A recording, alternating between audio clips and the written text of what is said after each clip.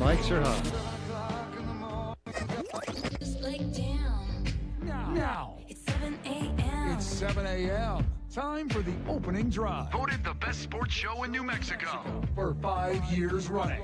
It's the OD in the AM with Jeff Siembieda and JJ Buck.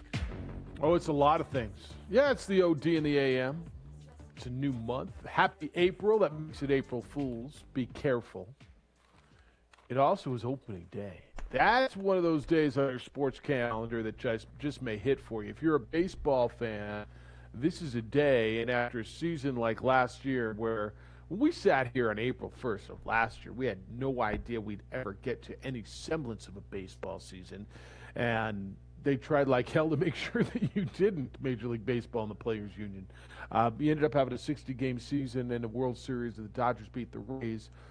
And here we go, and you'll get all 30 teams in action today. What's up with you? It's the opening drive. Jeff Siembieda and JJ Buck. Hey, living on opening day. You got hope runs eternal, even for Rocky fans. You're not in last place yet. You quit on this a long time ago, huh? Yeah, I did. When they gave Nolan Arenado away and said, by the way, you can have one of the best players in baseball, and we'll give you $50 million. Yeah. And, wait, there's more. We'll do your laundry. I was done. So I'm an honorary San Diego Padres fan this year. I'm on the bandwagon. Fernando Tatis, Manny Machado. Let's go Padres. Team San Diego. Super Padres. All right. It'll be an interesting run. Padres, there's a number of teams to watch in the National League. Dodgers and Padres, certainly. The Mets and what they did yesterday, giving Francisco Lindor 10 years, $341 million. We'll get there. And the Cardinals, it's things never changed. And the Braves, and the Braves. And the Braves were one game away from the World Series last year. People, I think, probably forget that. The Dodgers got down quick in that series and had to come back on the Braves. So if you're looking, what are we looking at? We're looking at 2 wild cards. I don't even know what the format is anymore. Do they go back? What are we looking at? We'll learn about it today. That's the beauty. No, it actually makes me feel better. But I think the Braves and the Mets battle in the East. Dodgers and Padres battle in the West. Cardinals. I don't think the Cubs are going to be that good. I'd love to see the Pirates be good, but I don't know. But it's exciting. And then the American League, Yankees are favorites again, but the Rays are the defending American League champions. Who's going to be good out west? Probably the Astros. Do the Angels ever get good? What is Cleveland without some of their pieces? So there's a lot. We'll get into baseball, and we're not going to talk about it every day. I don't think this is one of those where we'll talk about last night's games. But this is one of those days, I think, on the sports calendar where it's really cool. It traditionally back in the day would be the Monday of the NCAA finals. Used to be Cincinnati Reds always played the first game at home to open up the season. Tradition is kind of away from that.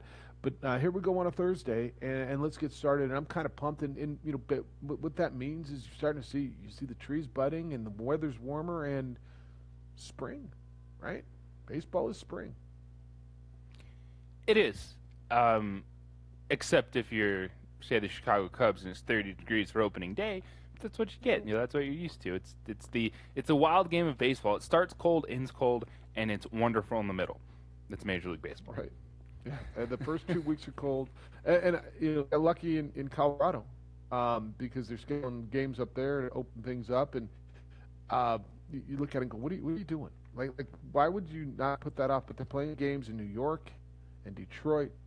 Milwaukee's indoors, as you talked about, Chicago, Philadelphia, Colorado, Cincinnati. A lot of cold weather places are getting games today to get started. I still hope to get started in a month, May 6th.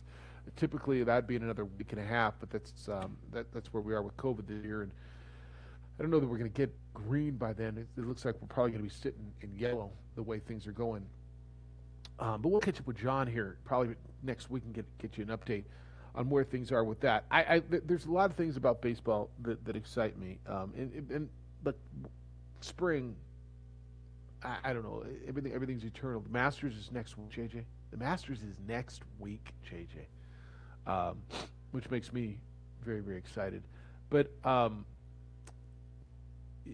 you just, I don't know. There's something. Does it still ring that way? Does the opening day of baseball still feel like hope? Maybe not for a Rocky fan, but just it's like it's new. It's spring. I don't know. I don't know. It's a symbolic thing for me. Does that ring that way for you? Oh, it's fun. It's exciting. It's the start of a new professional season. Yes, there's still that buzz. There's that energy. There's that excitement overall for the sport. Now, there's some teams that there's no excitement. Like Baltimore doesn't have any hope. Colorado doesn't have any hope. But if you're a baseball fan, you're going to enjoy games, potentially get to games at some point in time. I think keep talking about Colorado. I think they have the capability to have 21,000 fans at Coors Field. So there you go. Yep. Oh, down goes that. Rangers are going to have no limits, wide open. President Biden wasn't very happy about that one. Sage Steele asked him that yesterday. So you got baseball today, Dodgers and Rockies, Diamondbacks and Padres, Jays and Yankees. What are good matchups? I don't know. It's the first day of the season. Everybody's still in contention. Nationals and Mets is good. White Sox. Remember how good White Sox were last year? I think that was the thing that came out of nowhere. So watch the White Sox and Angels, Astros and Athletics you get, and then the Giants and Mariners late night. So it's exciting to get into baseball. Francisco Lindor, Mets. And so when we talk contracts in football, JJ, and we throw out these numbers for quarterbacks, you always have to quantify it, or qualify it on how much is guaranteed and how much is up front and how much is in a signing bonus. And when we talk baseball, man's getting the money. 10 years, $341 million. All these contracts are guaranteed. $34.1 million a year, which makes it the third biggest contract behind Mike Trout and Mookie Betts.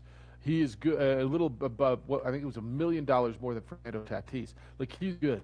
And if this is market value, then there he is with Bryce Harper's and the Fernando Tatis and the Stantons and Trouts, and welcome to a brand new stratosphere, Mr. Lindor.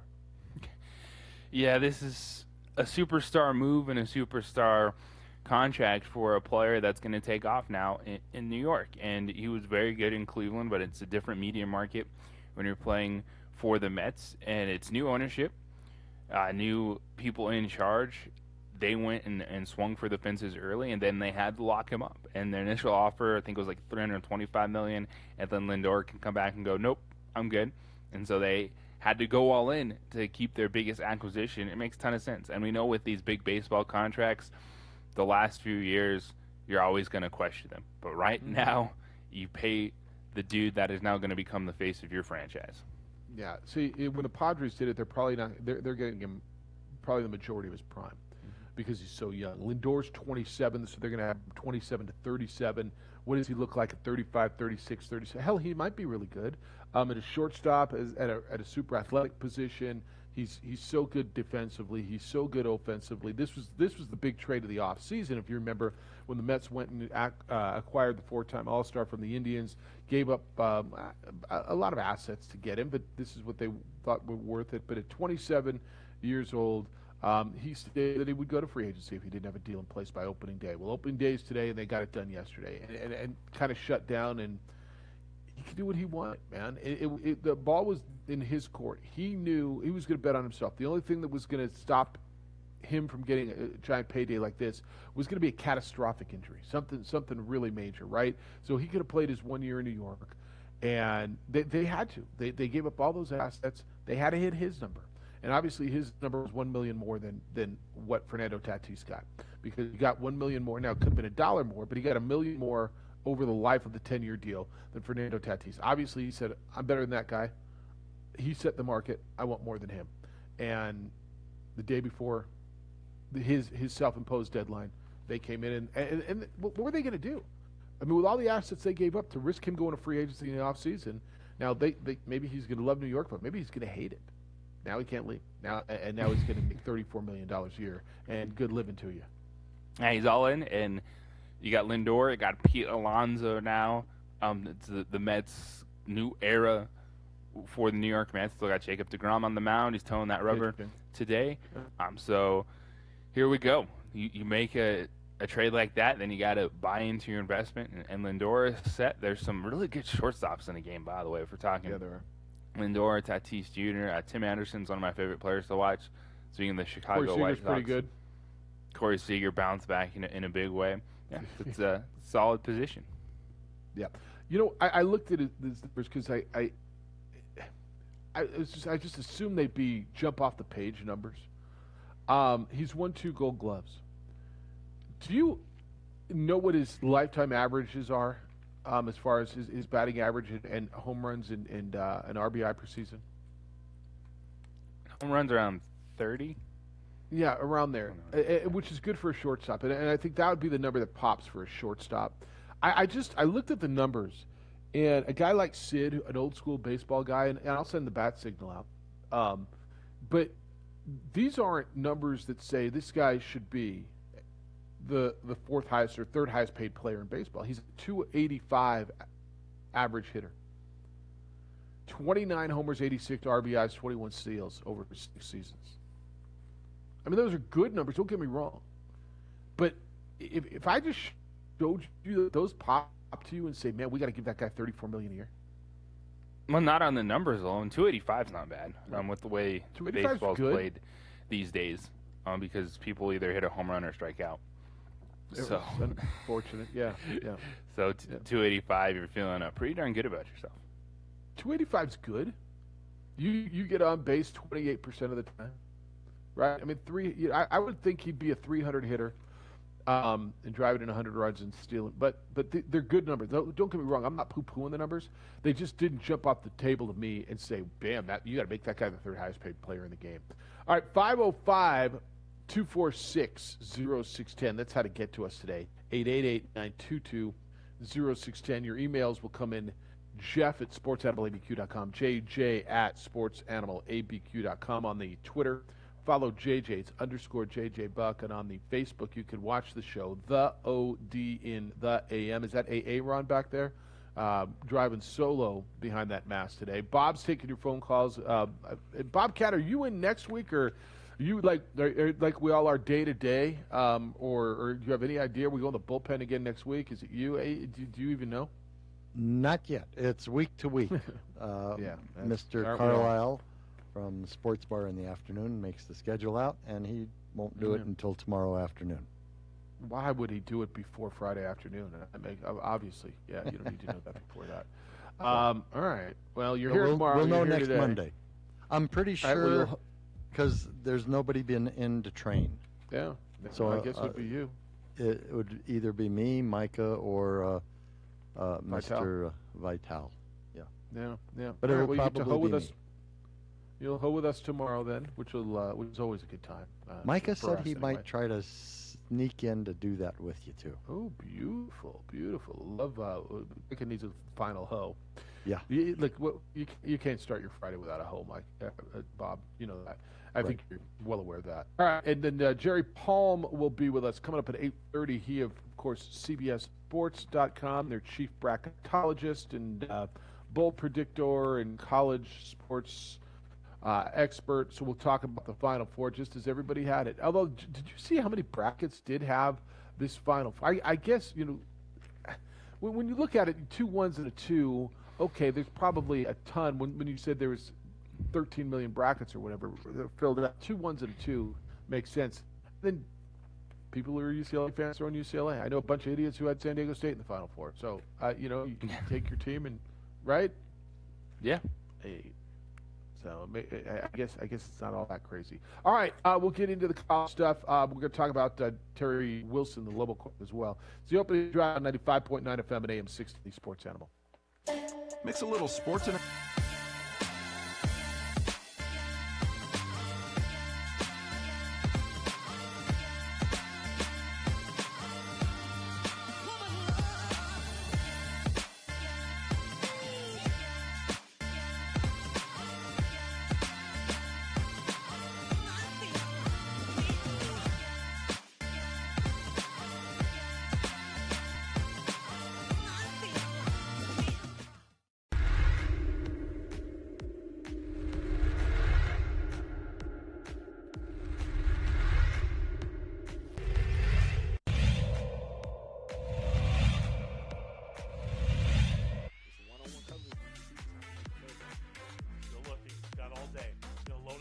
wide open, Jaden Phillips. Oh, he shattered him like dirty laundry into a hamper. That was a Derrick Henry style stiff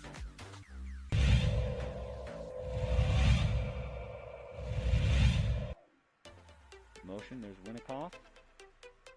Lane, it looks like Winnikoff's wide open over here, but he's threatened on the play. That was Jaden Brown, and he's going to have to just chuck this one up, and that's a touchdown! Wow!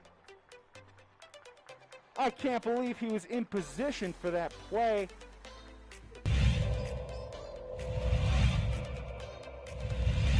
So, things are looking good. They'll want to avoid Webskowski on the kick, but it gets to the 10. Or I beg your pardon. Now across the 50. That's going to be an opening house call. He's going all the way, and he's going to go untouched. 90 yards for Lujan, and that is a nightmare start for Clovis. That young.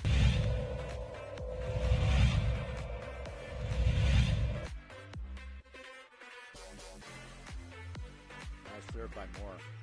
Wow. Outstanding work. Middle blocker, Haley Areola.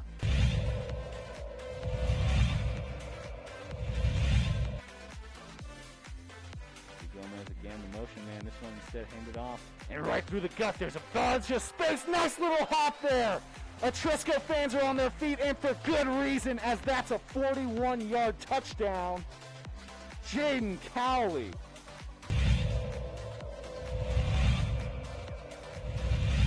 And 11 for the Tigers.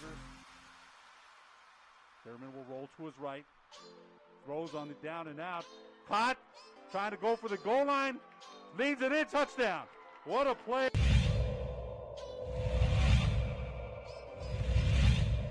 Jaguars, the snap handed off to Cowley.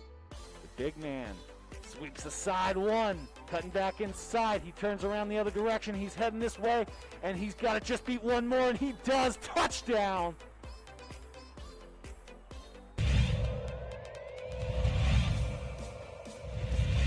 A ball. Barella in the serve. There's a dig. Boom, the kill shot. Number 6. I tell you what, man, Morgan Torres on the kill shot. 7 seconds left. People are stunned. There's just so much scoring on this game. Will the Hawks be able to respond with the big play? There's a fake on the right side. He's got an open field. Oh my gosh, and just like that, holy cow, amazing. Just like that, the Hawks score. Number 2, Caden Valdez on the right side.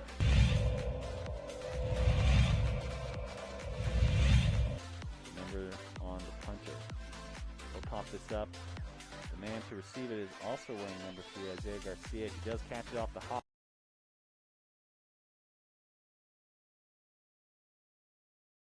No, everything is put out there. Fernando Tatis, the Padres, 4th highest player in the game. Opening day, boys and girls, as we get into your new Major League Baseball season and our new Padre. Do you have a Padre hat? We got to work on getting you Padre gear. You a fan of the brown and the gold? You like the swinging friar? What is it? I mean, we got to get you some Padre gear now. Maybe Ralph can instead of a surf report, he can send you some sort of Padre gear. Although he's a Dodger fan. Yeah, I just looking at the landscape, they're a fun young team, like what they're doing. Want to see them battle the Dodgers? Heck, that could be half of the division. Have those two teams play 82 times. I'd be fine with that because I don't think we need to see the Giants or the Rockies or the Diamondbacks really get involved and all that. It's going to be fodder for the top two teams in the NL West. But let's do it. Go Padres. So is everybody else in that division brutal? Is that? I mean, the Giants, the Diamondbacks, they're also. I don't think the Diamondbacks are going to be brutal. I don't think so but either. I think they're just going to be, Okay. And is a little bit better than brutal. So there you go. All right. I mean, that's my baseball breakdown for you today.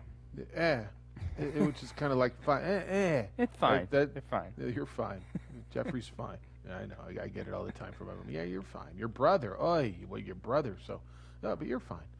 505-246-0610. It's the opening drive. Jeff Siembieda and JJ Buck. All right. Did you see the Zoom conference with Terry Wilson yesterday? Of course, the new Lobo quarterback transferred from Kentucky. He was on with us yesterday morning, and I thought it was really good. Did you catch any of it on the link that was sent out? I wasn't invited to that one. You weren't invited to that? No.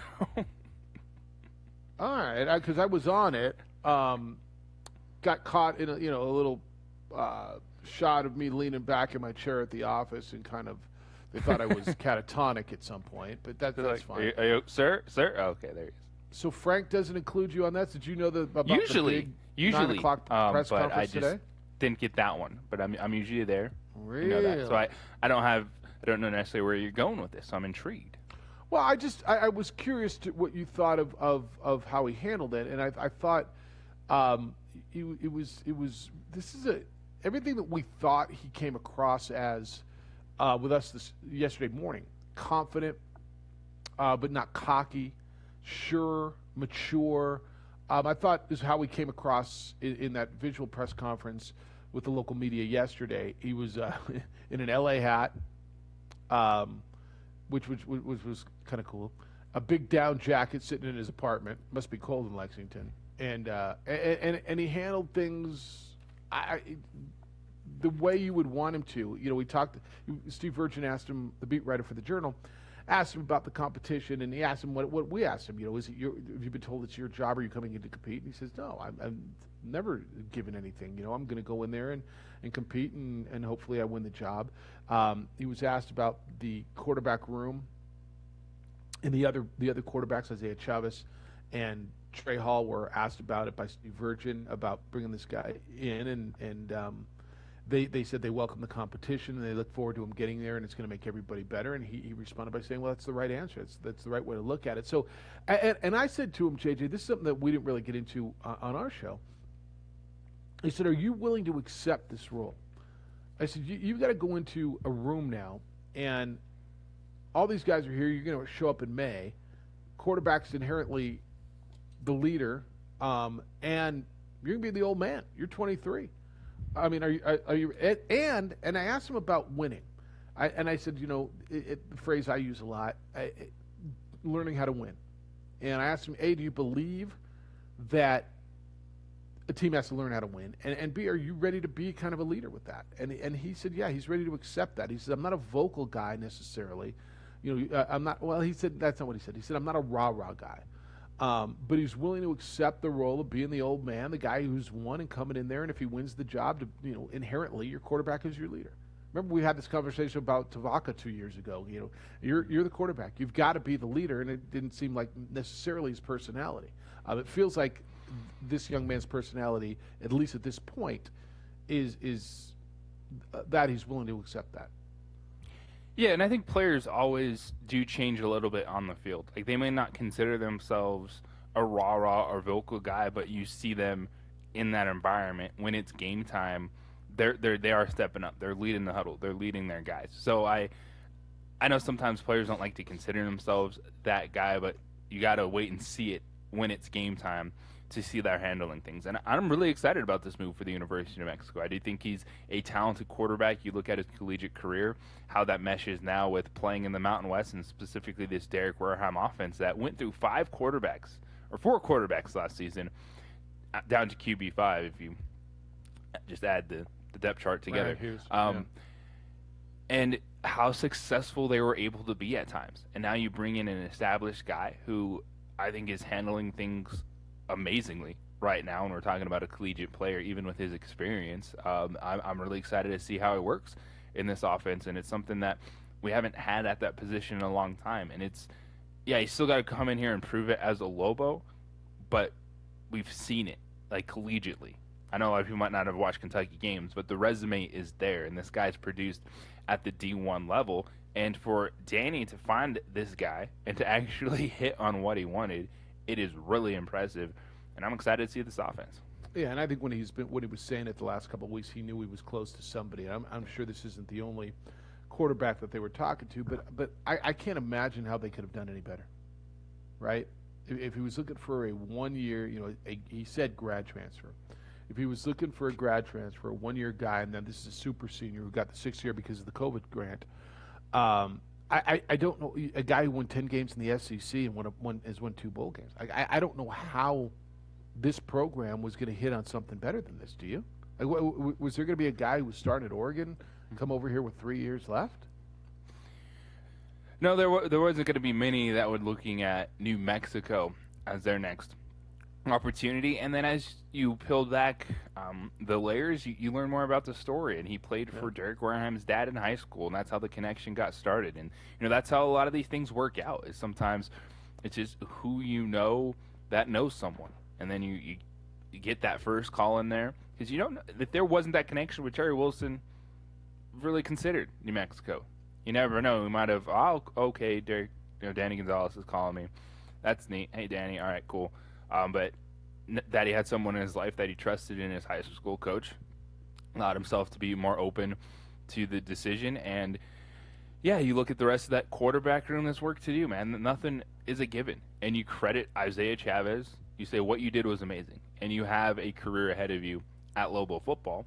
But it's obviously with injuries, we've seen things change so much, and he's still got a long way to go as a player, and this is going to make him better because he could be here for 4 more years if he wanted to. Mm-hmm. Given what happened last year, if he wanted to redshirt this season, heck, he might end up even being quarterback 3 this year. Right. So he's going to have a chance. What do you tell Lobo fan who says San Jose State last year got a grad transfer quarterback from the SEC and they won the league? Is it tap the brakes, or you think, can this team contend for a championship? I'm tapping the brakes in championship talk. I'm looking at 6 talk? wins. Okay. Yeah, I'm looking at bowl talk because this is that move, acquiring a graduate transfer quarterback, not going in with Trey Hall, whatever freshman, Isaiah Chavez. It's telling me that Danny looked around with the super seniors coming back and said, you know what? I think we're a lot better off in year 2 than we anticipated being, because it was, I think, year 2, and Danny talked about it a few times, they thought it was going to be the harder year than year 1 because of the amount of seniors they were going to lose. And then they get that grant and they get them all back. I think I agree with you. I look at it now, and with what they've got coming back, look, everybody else is in the same situation too now. Everybody's got super seniors and they've got transfers.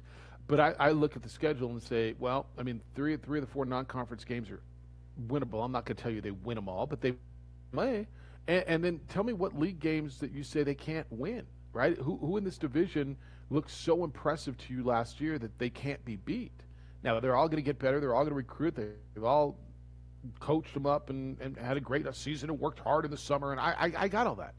But with a quarterback who's proven, and weapons, and if the offensive line plays well, the running backs that they should have, and the weapons, if they can play some defense and Rocky gets them playing, I absolutely think you can contend for a bowl game. 505-246-0610, and you can see it, and you can see it from afar without lenses if you get some LASIK over at Coleman Vision. I got my LASIK done at Coleman Vision. Back in 2003, I had a high degree of astigmatism. That's one of the reasons I went there. I didn't know what I had. I just knew I had something. That's what I was diagnosed as, and the LASIK took care of it. Woke up, and I don't know, short time after my surgery, opened my eyes, could see. It was amazing.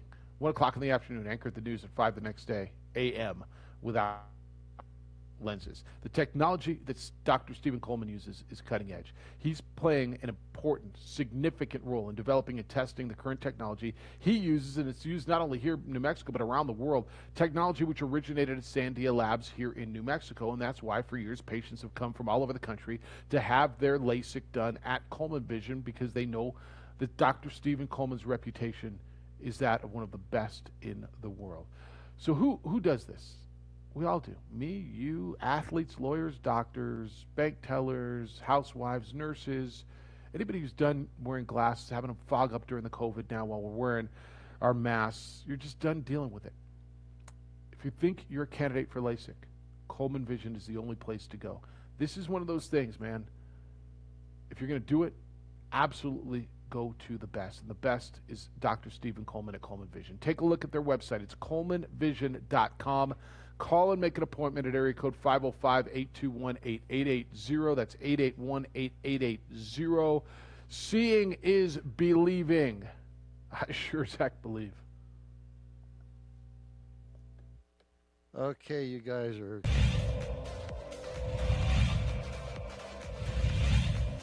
Remember on the puncher.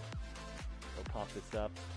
The man to receive it is also wearing number 3, Isaiah Garcia. He does catch it off the hop. Nice move by him. He's got some room out there on the right-hand side. He's got to get around his opposite number. He does. Gets one block in. He gets around the last guy. Can he get in? And there's the first points for the Manzano Monarchs. Isaiah Garcia all the way here from his own 45.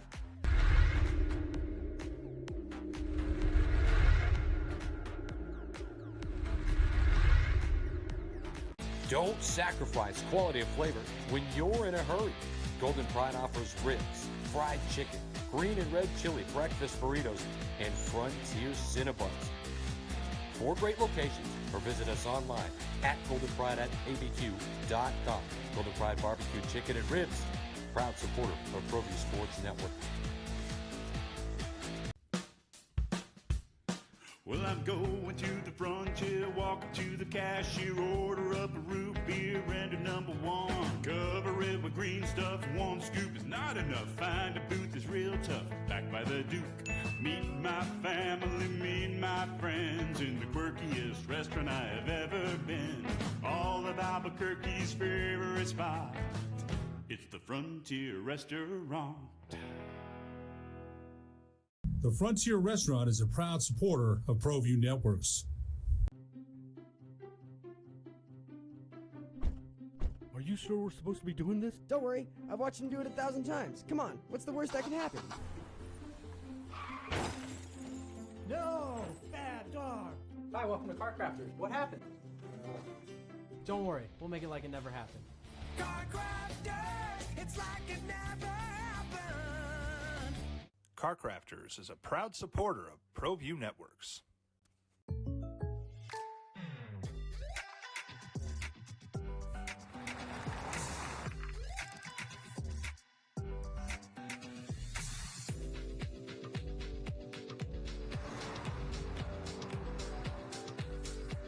For your surprisingly great rates, contact your local State Farm agent today. If you want the real deal, call State Farm agent Marty Size in Albuquerque today.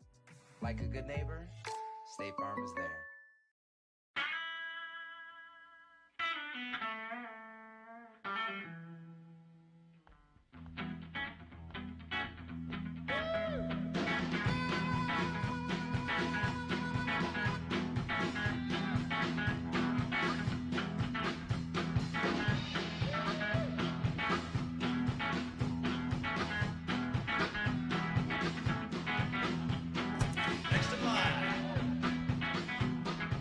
Rudy's is a proud supporter of ProView Networks.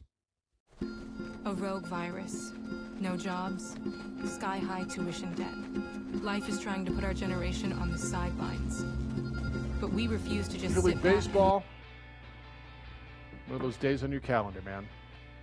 It's also April Fool's. Just be careful. Just be careful. What? Why are you looking at me like that? Don't fool me now. Don't you fool me now. They got a big press conference big over at announcement. at 9 o'clock. Is it a brand new arena for a professional team? It's sponsored by one of the big New Mexican food restaurants here in town. Huh?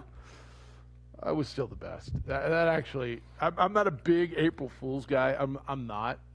But after everything we've gone through, because I had no idea. You had no idea. Hook, line, and sinker. Bob, back about I want to say 7-8 years ago, Frisch devised this whole plan for April Fools. And it was back when we were talking about an arena in this town. And, well, hell, we've been talking about it since I got here 25 years ago. And so we had, I think the mayor came on, and we talked about the plans for a big arena downtown, and it was sponsored. It was going to be called the El Pinto Palace. And Jim Garcia, who was at the time the PR guy at El Pinto, he came on and talked about the plans and where it was going to be and all the things that were going to. I mean, the whole show was dedicated to the El Pinto Palace until he April Fool's did about 9:55, right before we went off the air. And JJ Didn't they have like a jar of salsa made up too? Yeah. No, there was jars. You know, they do. I wish I had one of those. Yeah, it's funny that you say that because you know El Pinto does their. I would literally yesterday was in the closet over at the New Mexico Bowl, and there's a case of salsas from the inaugural year of the New Mexico Bowl. Now the salsa's got to be rancid, but with the inaugural year with San Jose State and New Mexico, the logos on it and the original New Mexico Bowl logo, and they used to do that stuff so they print their labels and. Yeah, the El Pinto Palace. There was an artist rendering of what the place was going to look like. It was good. There was a lot of work put into that. I was producing a show, so I was all in, taking phone calls, talking about it. I was like, yeah, let's go. New arena in town. This is going to be great. Just kidding. April Fools. Yeah. It sucks so bad. I almost felt bad. Yeah, that was. I'm not a big April Fool's guy, but that's why I'm careful of taking calls. But Tommy, tell me what you got. Give me some truth, not some crap on April Fools. Hello, Tommy. Hey, guys. Tommy the Truth back at you. I do have something football-related I want to get your opinion on and give my opinion on as far as the 17-game season. I think it's a bit much with the players going through all the punishment they receive already. Is there going to be 2 additional bye weeks during the season, or are they going to let them add additional players, which I think they should? And I should definitely think they should wipe it down to 2 preseason games instead of 3, because the rookies and the people coming in, the newer guys, need to play more, maybe a little bit more than the veterans that already know how to play football. I want to see how you guys feel about that. I think 16 is fine, but it's all about money. And also, another thing I want to say about my Cowboys, again, we're bargain basement buying for corners. Back in 2012, Brandon Carr came from Kansas City, gave him $50 million, drafted Morris Claiborne, traded up to get him, both for a bust. They're supposed to be our cornerstones for our corners for years to come, and it didn't work out. And ever since 2012, Jerry Jones just wants the bargain basement for safeties and corners. He doesn't draft them high. So I hope this year they draft a teammate of Diggs they drafted from Alabama last year. I want him to get Patrick Surtain the second if he's still there at number 10, and then get those 2 guys together. And they've had picked up some safeties and corners, you know, but they're bargain basement again. They get them for a year, then they usually take off. They're not there anymore. But ever since 2012 and the fiasco, Jerry Jones just doesn't want to spend the money because of what happened. It's like, dude, that was 9 years ago. It's time to change your thinking on that. And I want to see what you guys think about both of those, the 17-game season and Cowboys bargain basement corner shopping, and why they won't spend the same money they spend on free agents teams on the offensive side or players on the offensive side on the defense, which the 2 things the Cowboys got to worry about, Cowboy fans out there listening, is 2 things. They're going to score, but number 1, they stop anybody from scoring 30 points or more a game? That's defense. And number 2, can they beat teams over 500? Last few years they haven't been able to do that. So I want to see what you guys think about that. All right, thanks, Tommy. So, JJ, offense certainly is more sexy than defense, right? And that's kind of where Jerry loves to go. He's always been attracted to the offense. Why is there defense? Now, they spent money on defense, didn't they? They just didn't spend it wisely. Didn't they go out and spend some money last year? A time where we were looking last year, 4 or 5 of their top cap hits were on the defensive side of the football. So those guys weren't performing. A lot of the defensive linemen, look at DeMarcus Lawrence, he was up there. Of course, the linebacker position, when you look at Jalen Smith and Leighton Vander Esch, a lot of injuries on that side of the football, so guys underperforming as well.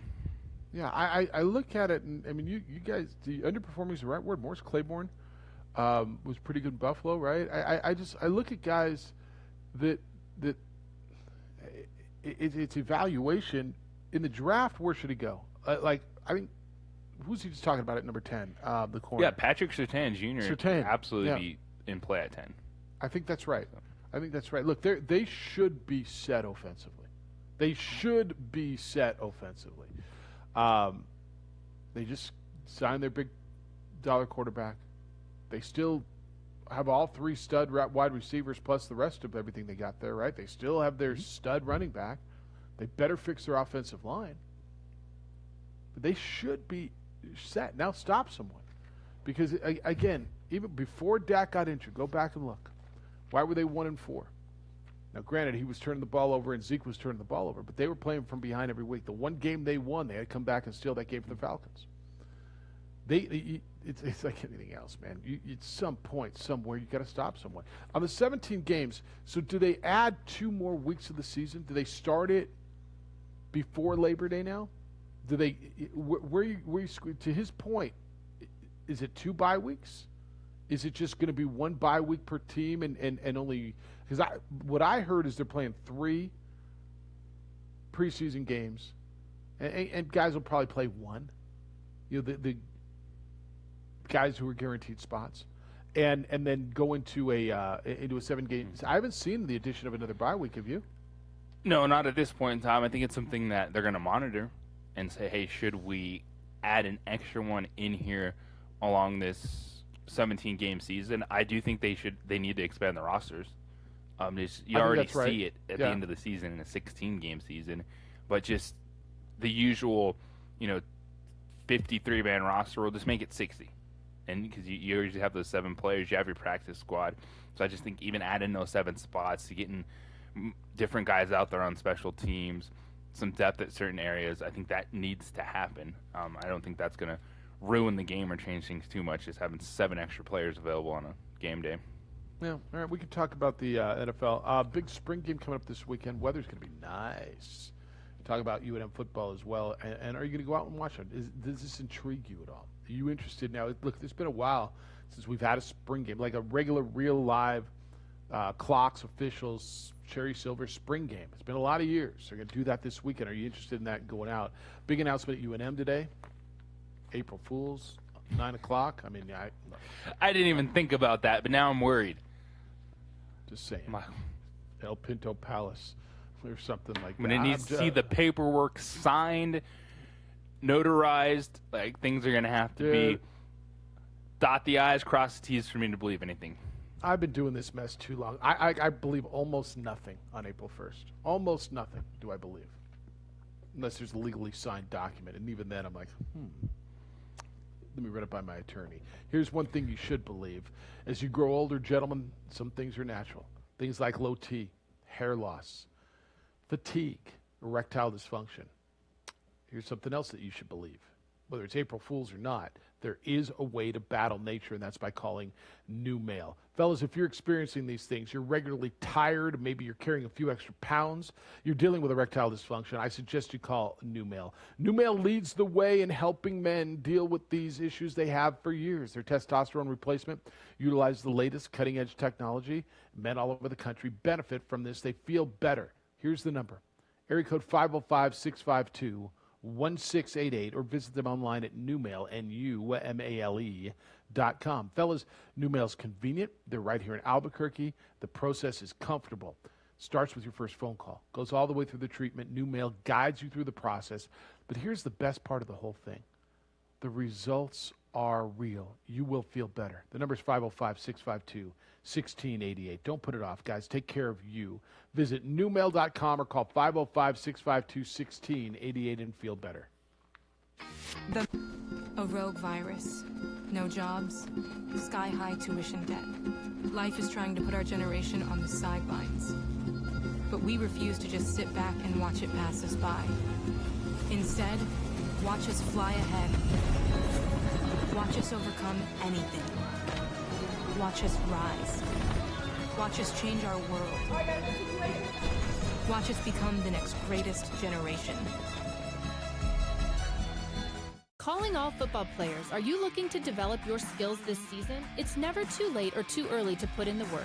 Coach Carl Barrere and the Air Barrere program at 8 Grady's Performance Center provide comprehensive position training for aspiring football players at all levels. Whether you're looking to increase your speed, gain strength, or hone your skill, we train all positions with a team of experienced coaches who know what it takes to succeed at all levels from Yaffle to college.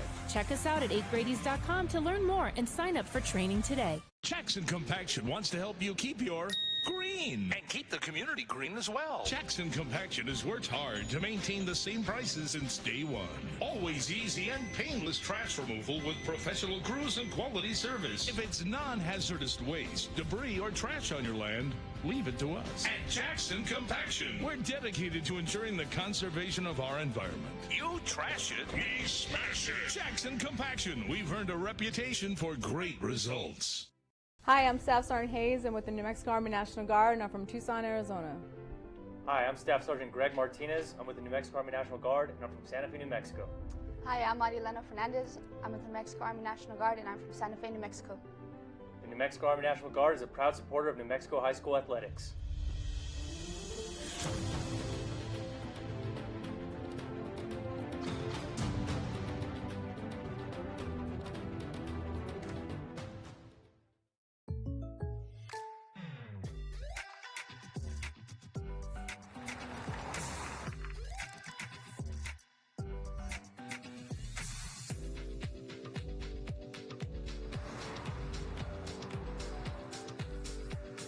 Your surprisingly great rates? Contact your local State Farm agent today.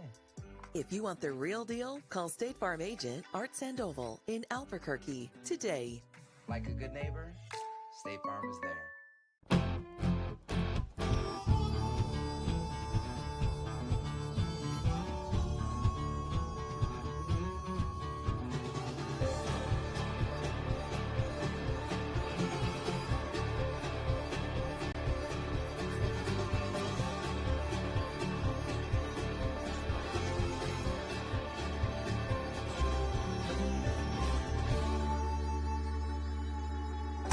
Next in line. Rudy's is a proud supporter of ProView Networks. Sadie's is a proud supporter of New Mexico high school sports and athletics, and we here at ProView Networks would like to thank Sadie's for their continued support in helping us bring you all of your New Mexico high school sports coverage. Meet Greg Shamus. He's a State Farm agent, which means he's here to help with all this. But it's easier to just remember he's here to help life go right. Call State Farm agent Greg Shamus at 505-898-3648 today. At New Mexico Highlands University, you're more than a student, you're family. Whether you're taking courses in Las Vegas, Santa Fe, Rio Rancho, Albuquerque, or Farmington, you'll get that one-on-one attention to inspire you to reach your goals. Let New Mexico Highlands help take your passion and accelerate it into a career and fulfilling life path. Find out why New Mexico Highlands is the right choice for you. Log on to NewMexicoHighlands.com today. TurboThreads is a proud sponsor of ProView Networks. Almost 30 years of experience means fast service, great prices, and a wide selection of apparel from t-shirts to performance sport shirts, even jackets and hats. They feature low minimums and no setup charges on most orders. TurboThreads is located at 1503 Golf Course Road in Rio Rancho, or find them on Facebook, online at turbothreads.com, or call 999-1234 for TurboThreads.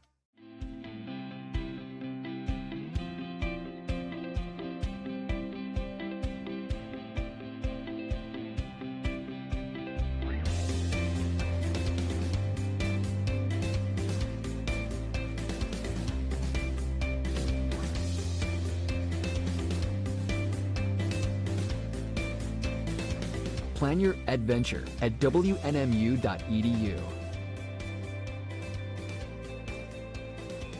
Extreme Clean is a proud sponsor and supporter of ProView Networks and all high school sports athletics. Owner Mike McLean and Extreme Clean specialize in carpet cleaning for apartment, realty, business, and residential clients. With over 20 years experience, attention to detail and quality customer service matters. For more information, give them a call, 505-221-6440, Extreme Clean.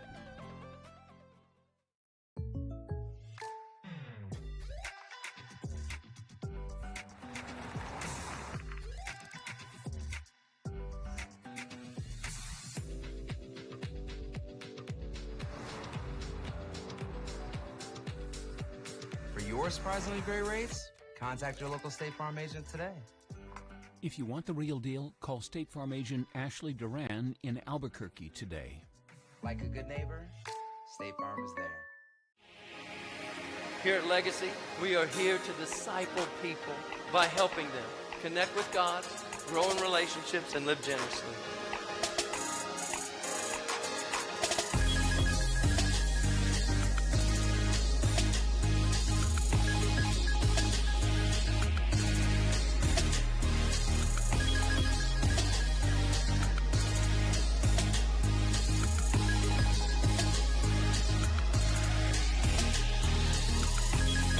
Of the April Fools. April 1st, JJ, it begins the second quarter of the year. So the Q1 is done. Already? Yep, Q1 is done.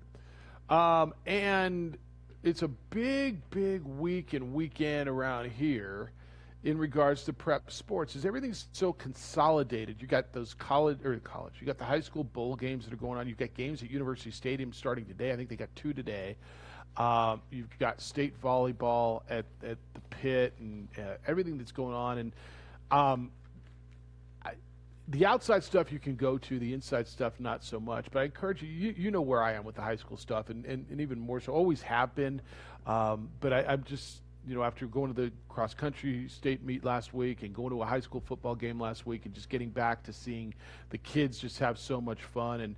And props to Siembieda Prep for winning yesterday. They're back in the 3A volleyball championships. They'll play the top seed Socorro in the pit on Friday, and they won yesterday. They beat St. Mike's, and I'm always a big fan of freshmen who are doing so well. And just looking at some of the stats, and I watched a little bit on ProView, and Avery Reardon, who is just a super freshman. And Addie did so well as a freshman at State and earned her letter, and I was stoked for her. And I just love the Reardon family, and I've known them for so long, and watching Avery do so well. And so props to Siembieda Prep. They got a big one against top-seeded Socorro, 5 o'clock in the pit. ProView Networks will be there. I know Aaron, and Aaron, you're going to be at the pit you probably don't even know where you're going to be today, let alone on Friday. But you guys are everywhere. JJ, they're doing like 5, 6, 7, 8 games a night and what they're doing. So shout out to our partners over at ProView Networks, because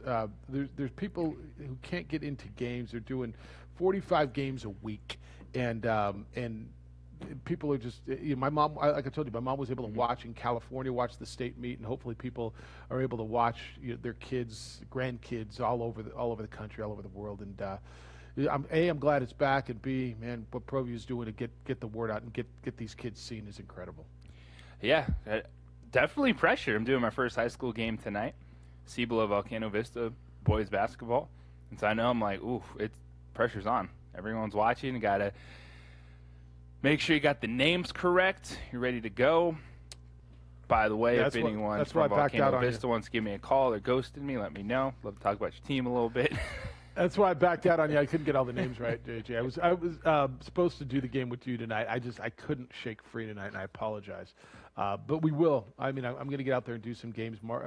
Marty called me yesterday, and Jay Pohl, and I'll get on the schedule. I got so much going on, but not as much as you guys have. But the whole point of that is, I'm just so stoked that we're talking about playoffs, we're talking about champions, we're talking about bowl games, we're talking about the events, as opposed to what we did for, God, it felt like 1,800 years, but it was like probably 8 months. When are they going to play? How are they going to play?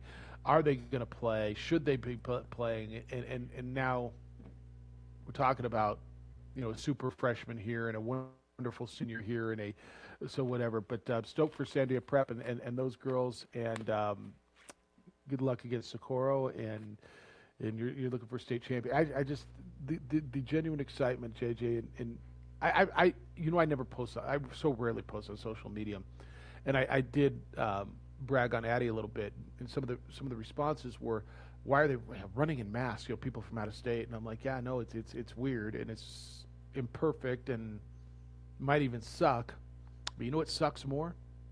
Not running. Not competing, I was like watching the highlights of a basketball game.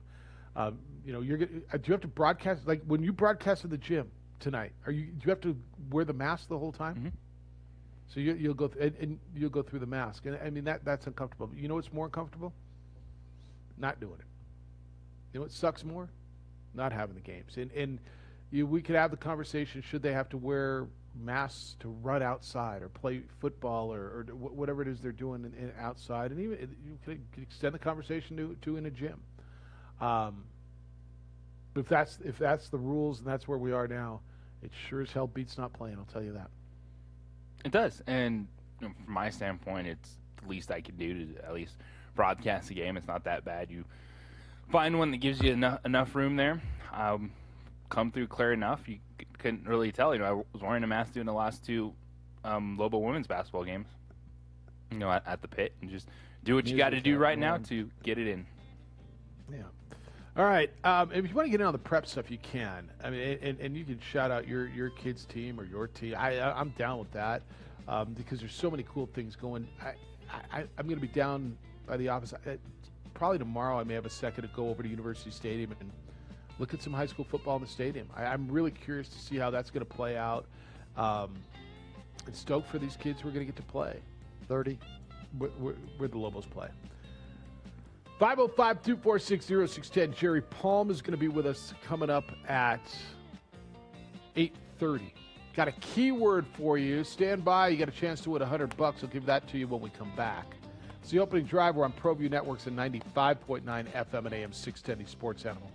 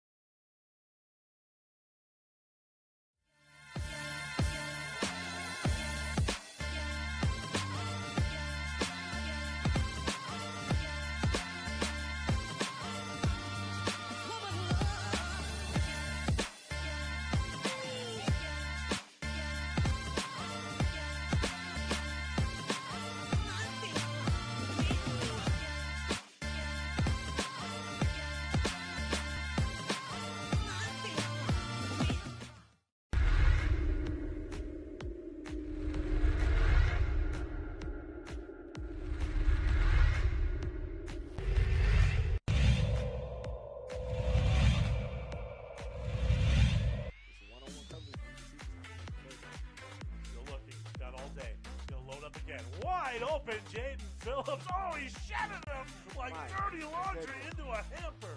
That was a Derrick Henry style stick-on.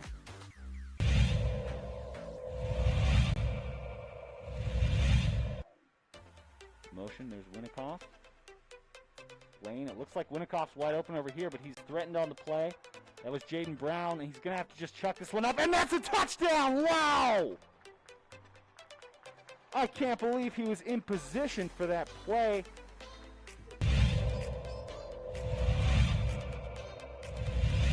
So, things are looking good. They'll want to avoid Webskowski in the kick, but it gets to the 10. Or I beg your pardon. Now across the 50. That's going to be an opening house call. He's going all the way, and he's going to go untouched. 90 yards for Lujan, and that is a nightmare start for Clovis. Nice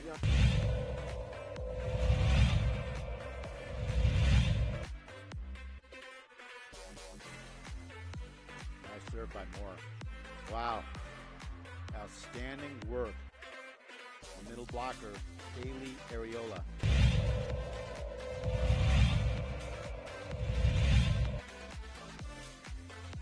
Gomez again, the motion man. This one instead handed off. And right through the gut, there's a bunch of space. Nice little hop there. Atrisco fans are on their feet, and for good reason, as that's a 41-yard touchdown. Jaden Cowley. And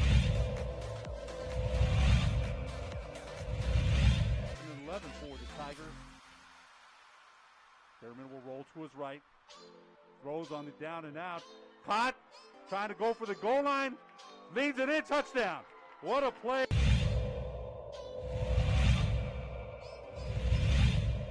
Jaguars, the snap handed off to Cowley. The big man sweeps aside one, cutting back inside. He turns around the other direction. He's heading this way, and he's got to just beat one more, and he does. Touchdown.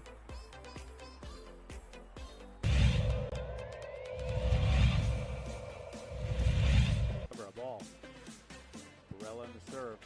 There's the dig. Boom, the kill shot. Number 6. I tell you what, man, Morgan Torres on the kill shot. 7 seconds left. People are stunned. There's just so much scoring on this game.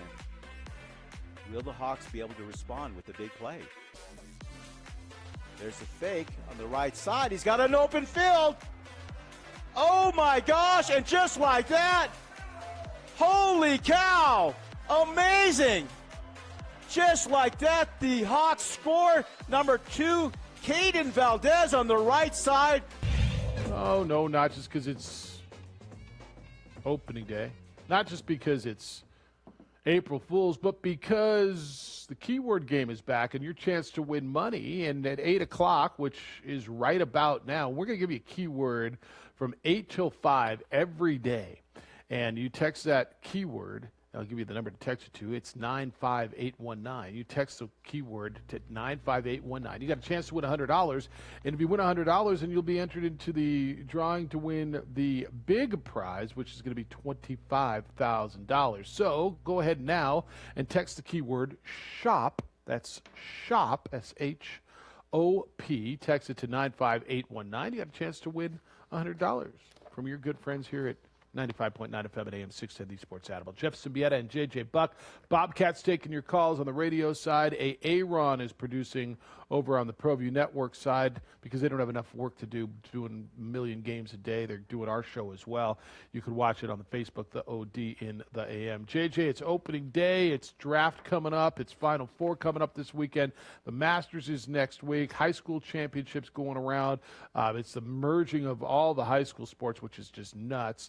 We got the Supreme Court hearing and the Tiger stuff and the Deshaun. If you love all the drama that's off the playing surface, you get that as well. So pretty much whatever it is you want. It's kind of I always tell you the sports solstice tends to be like November when the World Series is going on in the NFL and college football and college basketball and the NBA and the NHL. That's kind of the sports solstice. But because of COVID, we've had a number of sports solstices after sports droughts. And we're kind of in one right now. It's relatively cool, I think. Yes, it's a day full of excitement. There is hope, sure. Not a lot of hope for certain fan bases. Can't sell me. You can't fool me on this April Fool's Day that I should be all in with the Colorado Rockies. I'm going to watch the games, of course. Am I still a fan? Them. Yes. However, go Padres. San Diego Super Padres. So what do you do when the Padres play the Rockies? Where are you then? Hope the Padres win. My bandwagon team this year. Knock off the Dodgers. Let's go. Yep. The Swinging Friars. Ted Leitner and group. All right, good. Uncle Edward, Teddy. Good morning. Yeah, Uncle Teddy's the best ever. Good morning, Edward. You're on the Quan's Auto Care Hotline. How you living, sir? I'm living like it's a few months from Thanksgiving. But welcome to April, gentlemen.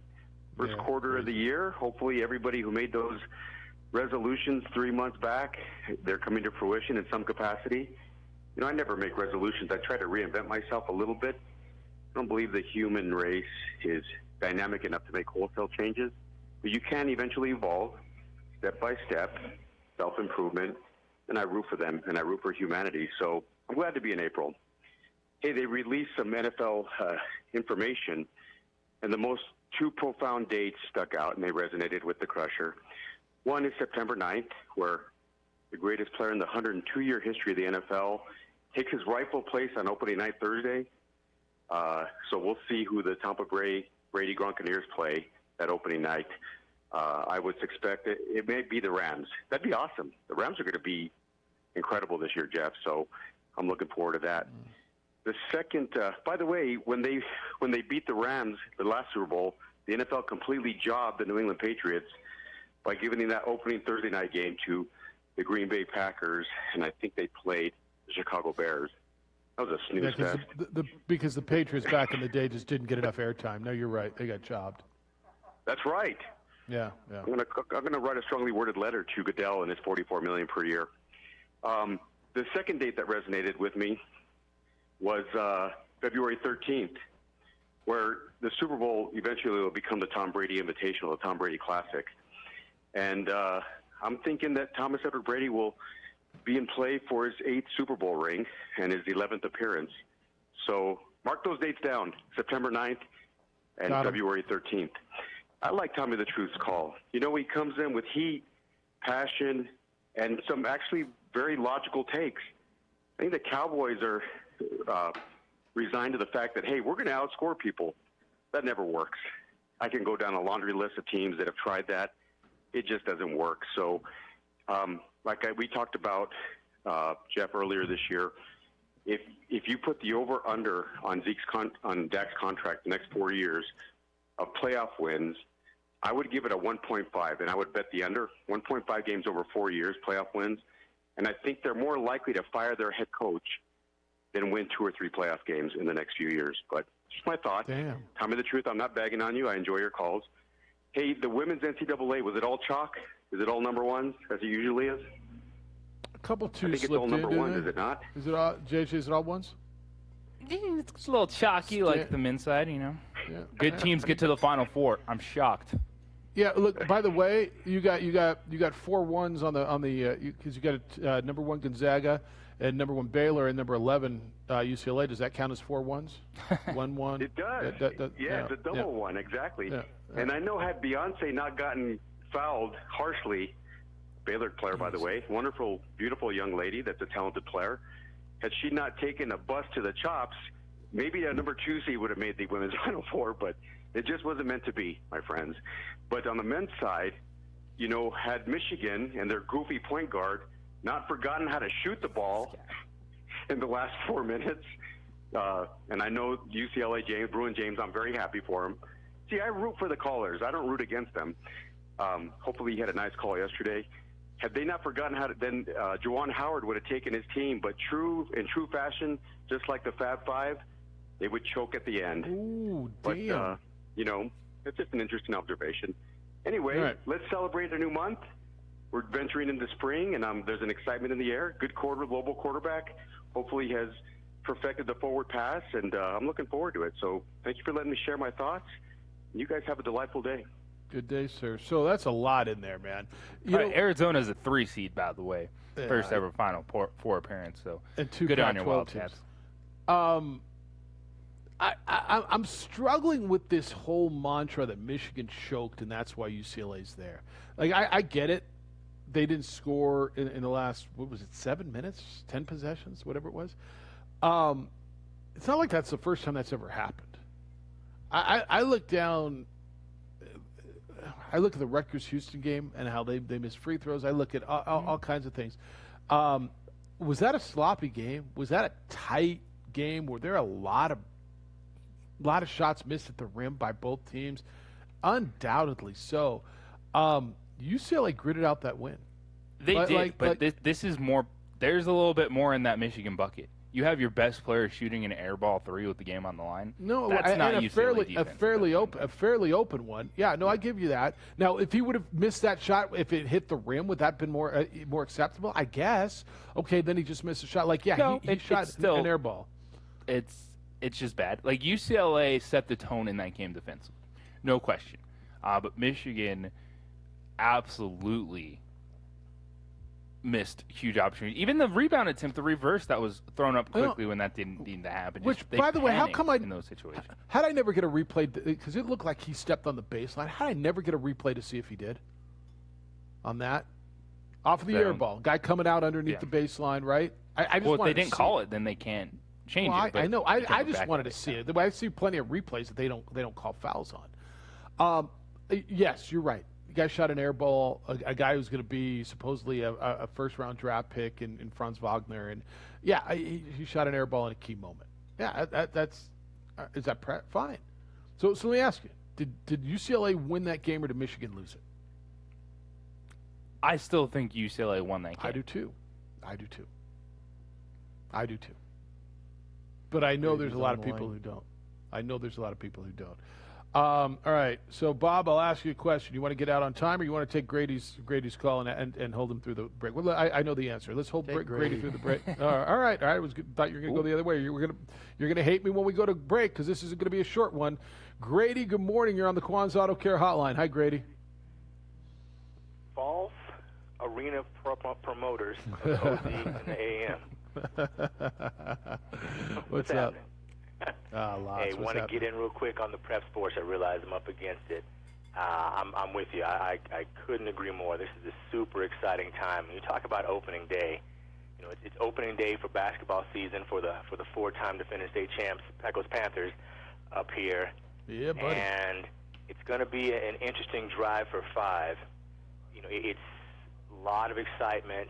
You got 3 upperclassmen and 7 sophomores looking to see if they can bring home the blue again. So finally excited that my kid's part of the roster, so definitely want to shout that out. So you guys thought that I was a Pecos Panther honk before. I actually have some skin in the game now, so I'm really, really excited about it. And just basketball up here in general, you know, I don't know if you guys had a chance to see the Santa Fe High, Albuquerque High game. Yeah, Santa Fe beat them. Those kids, you know, they're tough. So it's going to be a lot of kids from this part of the state out playing and making noise. St. Mike's and 3A. It's definitely an exciting time. So I'm with Grady, you. let me give you a little love, and because you're not going to say it. When Malik got his uniform and he made varsity and came home, I know how proud you were, and I get it because Addie's sitting here right now having breakfast. But when she came home with that, you know, and made varsity and got her uniform, and I watched it, I've watched prep sports since I played them, and I know what it means to these kids, and I've watched it from afar. But now, when somebody in your home works their backside off and comes home with that uniform, when they made it, when it's opening day, when they're in state, it takes it to another level, doesn't it? And that's why I'm so thrilled that these kids are getting to do what they do. With state championships for volleyball this week, with basketball starting, with football bowl games, and I get it, man. It's imperfect that they're wearing masks and parents can't go, and you got to bottom line is, they're getting to play, and is it imperfect? It might be, but you know what's way more imperfect? Them not playing. That sucks more. So I feel you, man. And when I saw you post that and just the uniform, I know the pride that goes into that. And congratulations to you and Malik. Hey, man, I really appreciate that. And like you said, there's nothing better. Hey, I was a slightly above average prep football player and baseball player in this state, and I can tell you, nothing I did on the field made me happier than earlier this week seeing that uniform. Nothing. So it's amazing. So lastly, want to shout out single A girls cross country champ Vanessa Dominguez from the Pecos Panthers. The girls took 2nd overall. You know, it's an exciting time, like I said, man, and definitely appreciating the folks at ProView. I don't know how many ProView games I've seen, and I really, really appreciate what they're doing because it makes a difference. You know, we're still in the yellow. We're not going to be able to get to the gym tonight, but you know, being able to watch these games and just being able to participate and seeing your kids work hard and be successful, nothing like it in the world. Big deal, man. Enjoy it. Go out. I know you will. And best to Malik as he makes his varsity debut. Thanks, man. Thank you. Appreciate your time. That's what it is, man. Look, I can't wait till you get there. Like I know you can. Like, take its time. Your son's 2 years old, but I can't believe how quickly. I mean, I can't believe my daughter's gonna be 15 next month. So I just, it's nuts. But there's nothing like it. They get that. They make that team. They bring home that uniform. They compete in their first game, match, meet, whatever. They have that success. They win. That's why these kids are doing it, and kudos to ProView for allowing all these parents to see it, and kudos to these coaches and everybody for making it happen during this pandemic, because the winners are these kids, and they deserve it. After everything we've all been through, these kids deserve it, and I'm just telling you, mental health-wise, watching the smiles at these events, watching the genuine joy that these kids are having, that's why schools sponsor athletics, JJ. Yeah, this is the difference between sport and a game. I'm sorry. Sport absolutely matters. Told you Bobcat would be pissed. It's the opening drive on 95.9 FM and AM 610, the Sports Animal. Remember on the punter. They'll pop this up. The man to receive it is also wearing number 3, Isaiah Garcia. He does catch it off the hop. Nice move by him. He's got some room out there on the right-hand side. He's got to get around his opposite number. He does. Gets one block in. He gets around the last guy. Can he get in? And there's the first points for the Manzano Monarchs. Isaiah Garcia all the way here from his own 45.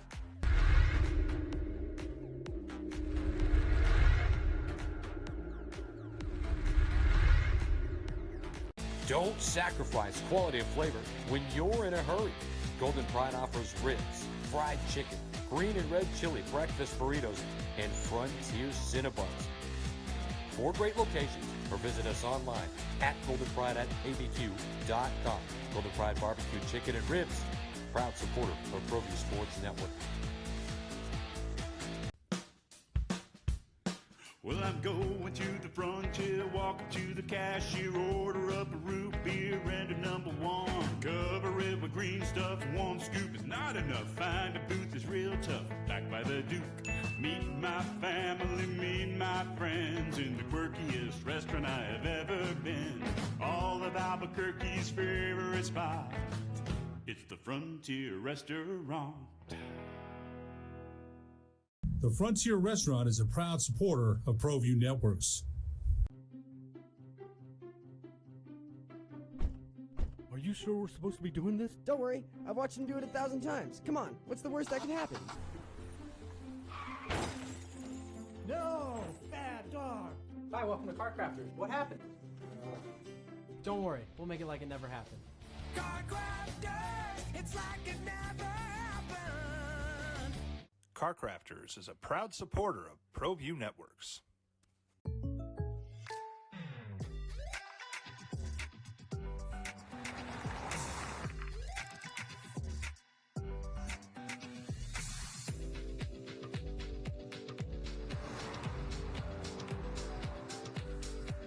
For your surprisingly great rates, contact your local State Farm agent today. If you want the real deal, call State Farm agent Marty Size in Albuquerque today. Like a good neighbor, State Farm is there.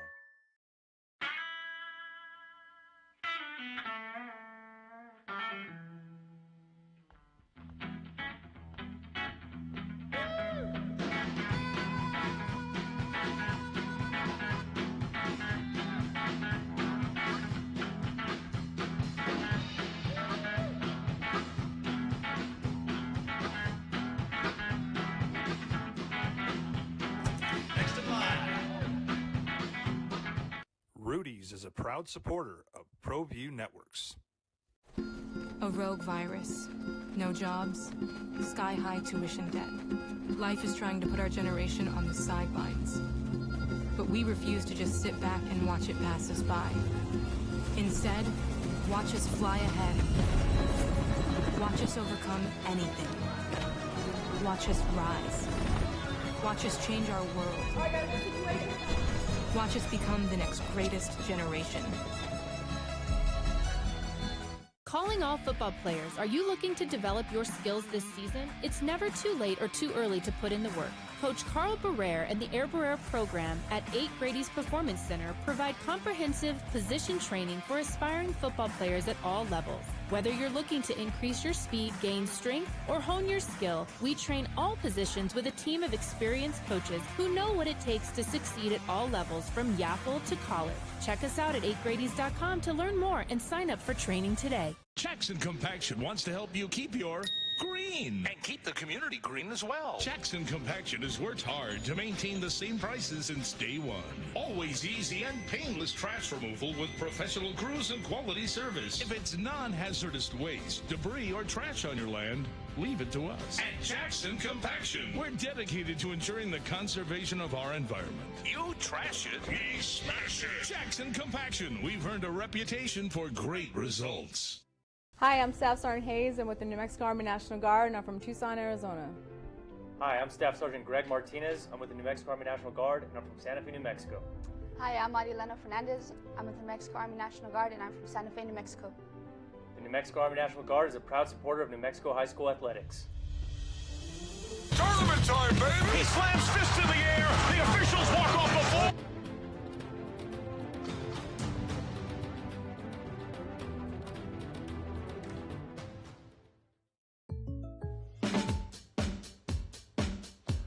Yeah, big time for high school athletics. It's really weird, too, because, I mean, you say, Jeff, this happens every year. It's happened every year since whenever. Yeah, but it's hitting different this time. I mean, just because of everything that we've gone through, high school athletics is hitting different. At least to me it is. And I'm telling you, it's not just because I got a varsity athlete in the house for the first time. It's because it's hitting different. Because when something's taken, it's like baseball's going to hit different. When you're going to see fans in the stands. You watch a game in Texas. Baseball season's starting on time. Last year, was it July? When we had opening day, was it after July 4th? It was just August and September, right? We had a 16 very, very short baseball season last year. Yeah, so it's all going to hit different this year, and I don't know, man. I for one, and you're going to see it tonight. Have you been to an event yet? You have, right? You've been okay. When you sit there in person, and Aaron, you could probably attest to this too. The genuine joy of the kids playing a game, and I got how syrupy this sounds and stupid and sweet, but it's real. Go to an event. Go out to University Stadium today and watch those kids play football, and the genuine joy after all the crap we've been through, and we're not through it, but for the last calendar year, for all the work these kids have put in and watched stuff canceled and had to sit through cancellations and been able to do nothing to just compete and play a game that they love, whether it's volleyball or basketball or cross country or football or playing golf, the competition is so real, and it makes you realize the value. And I sit here and think all these people who tell me why, what big deal about sports? It is a big deal. It is a big deal. Mental health, but everything else that it brings, and go take a look. Be there in person one day. Figure it out because it's special. It is. It's nice, and it's a reminder. So the first event back with fans was the first women's soccer game I called this season. Their season opener, and for them, it was 400 plus days. I think it was like 468 days since they had played a home game. So we're going back, a full calendar year for that sport, and you just see it, the energy, the excitement, fans there, and it's a reminder. Yeah, this is why this is fun too. This is why we like doing it. The sport, the competition, but the atmosphere as well. Yeah. All right, 505-246-0610 if you want to get in. Jerry Palm's coming up in the next segment. We're going to talk about the Final Four. Dang, child. Can you hear all that? Exactly. Yeah. Clock, clock, clock. We're gonna talk. And then it was I gotta go. You're in my way, Dad. Deuces. Sorry. Get out of my way. Scram. We're talking about the Final Four. Do you see the odds of the Final Four? Gonzaga is a 14-point favorite, the biggest favorite since 1985 when the tournament expanded to 64 teams, I think, at the time. I'm not sure I think it's enough. And that's not disrespecting UCLA, but that's me learning my lesson coming off of what I saw them do to SC. I would have taken the number at 8.5 or 9.5, whatever it was, against USC, and I'd have paid. The over-under in a Gonzaga game is always tough because you wonder what the other team's going to score. You know that they're going to put up numbers. Baylor's a 5-point favorite, which feels like it's an interesting number in that because I think it's going to be Baylor and Gonzaga. I do. I think that's what we've been headed to since December. But the Gonzaga number's big. Yes, and I'm right there with you. I was on USC covering, not winning the game, but covering, and boy, we're reminded the best offense in college basketball is Gonzaga. Now, we can talk about the grindhouse that UCLA has invented, the way they play the game, take up the shot clock, slow it down. That's fantastic. This is a different level of efficiency offensively that they're seeing from Gonzaga, and I am prone to jump all over the Zags to keep it rolling in this matchup. I think it's a different level of efficiency defensively, too. I think what Gonzaga is doing defensively, look, they've controlled the pace, no matter what anybody's tried to do. And I don't know, do you think this is the best team that they've played? I mean, it might be, but do you think that they're better than SC? I got it. Oklahoma was good. Maybe it's the best team they played. They played Virginia early in the season. They played West Virginia. They played really good teams. Look, for somebody to beat Gonzaga, I think, that somebody's going to have to play their best game, and Gonzaga's going to have to be off. Yeah, there's going to be an element of that. And I look at the teams on the other side. It's Baylor. That's the one I go to. Like, Houston's been phenomenal. Yeah. But Baylor, with what they do defensively, their backcourt, because the game's about pressure at that point in time. And I do think that handling pressure, I want to see what that matchup is between Gonzaga and Baylor. Now UCLA and Houston have proven so many people wrong. Now Houston being a 2 seed, they're the least talked about 2 seed because they're not a flashy name. And we're always, who's going to fall? I guess it could be Houston. Houston's going to get them. Nope, ran them out of the building. It's Oregon State's time. They're on a roll. Nope, it was Houston's game. So Houston is absolutely going to be right there in terms.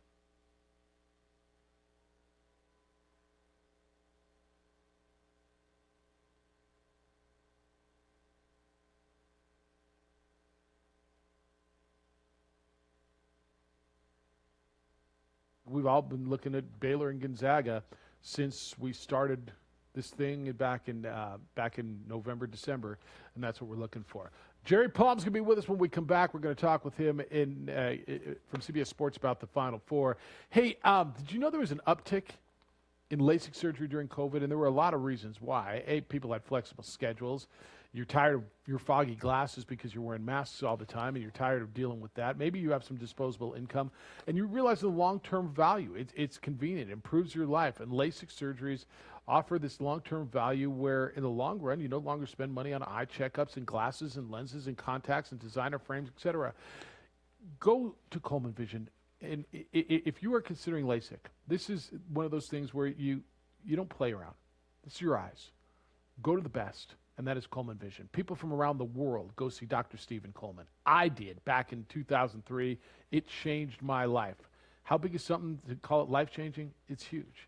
I was wearing glasses since I was in high school. I haven't worn them since, and it's been 18 years. Dr. Stephen Coleman has become family to me, and you're going to understand why the second you walk in there.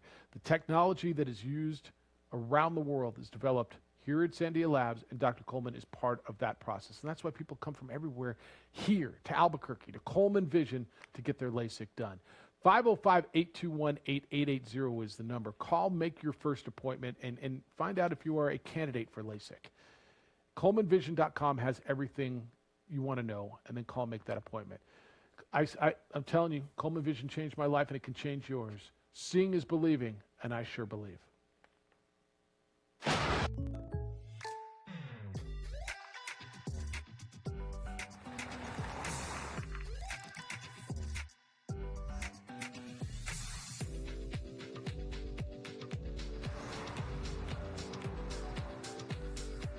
For your surprisingly great rates, contact your local State Farm agent today.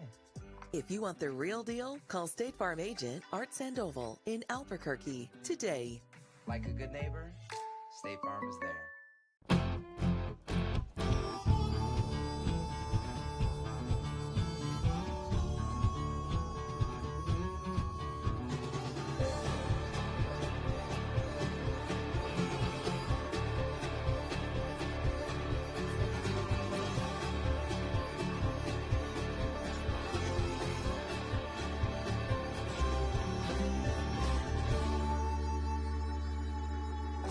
Next in line. Rudy's is a proud supporter of ProView Networks. Sadie's is a proud supporter of New Mexico high school sports and athletics, and we here at ProView Networks would like to thank Sadie's for their continued support in helping us bring you all of your New Mexico high school sports coverage. Meet Greg Shamus. He's a State Farm agent, which means he's here to help with all this. But it's easier to just remember he's here to help life go right. Call State Farm agent Greg Shamus at 505-898-3648 today. At New Mexico Highlands University, you're more than a student, you're family. Whether you're taking courses in Las Vegas, Santa Fe, Rio Rancho, Albuquerque, or Farmington, you'll get that one-on-one attention to inspire you to reach your goals. Let New Mexico Highlands help take your passion and accelerate it into a career and fulfilling life path. Find out why New Mexico Highlands is the right choice for you. Log on to NewMexicoHighlands.com today. Turbo Threads is a proud sponsor of ProView Networks. Almost 30 years of experience means fast service, great prices, and a wide selection of apparel from t-shirts to performance sport shirts, even jackets and hats. They feature low minimums and no setup charges on most orders. Turbo Threads is located at 1503 Golf Course Road in Rio Rancho, or find them on Facebook, online at turbothreads.com, or call 999-1234 for Turbo Threads.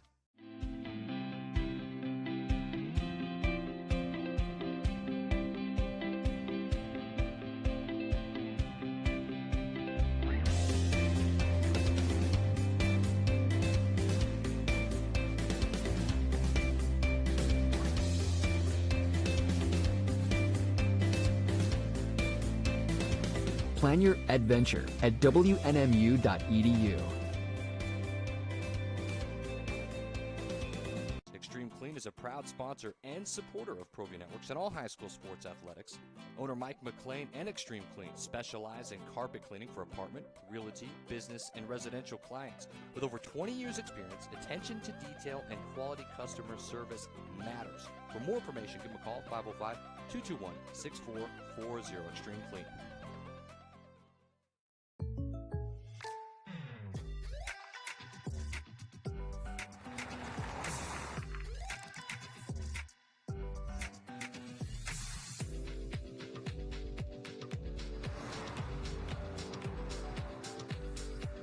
For your surprisingly great rates, contact your local State Farm agent today.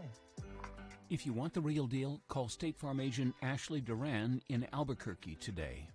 Like a good neighbor, State Farm is there. Here at Legacy, we are here to disciple people by helping them connect with God, grow in relationships, and live generously.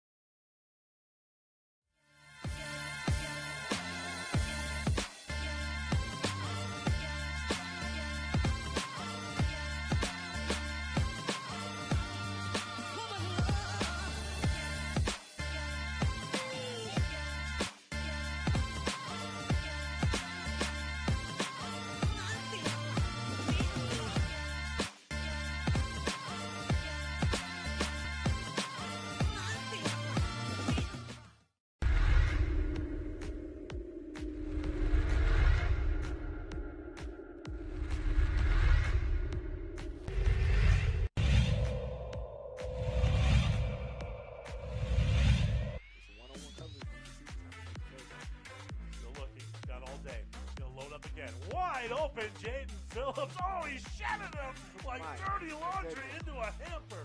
That was a Derrick Henry style stiff arm.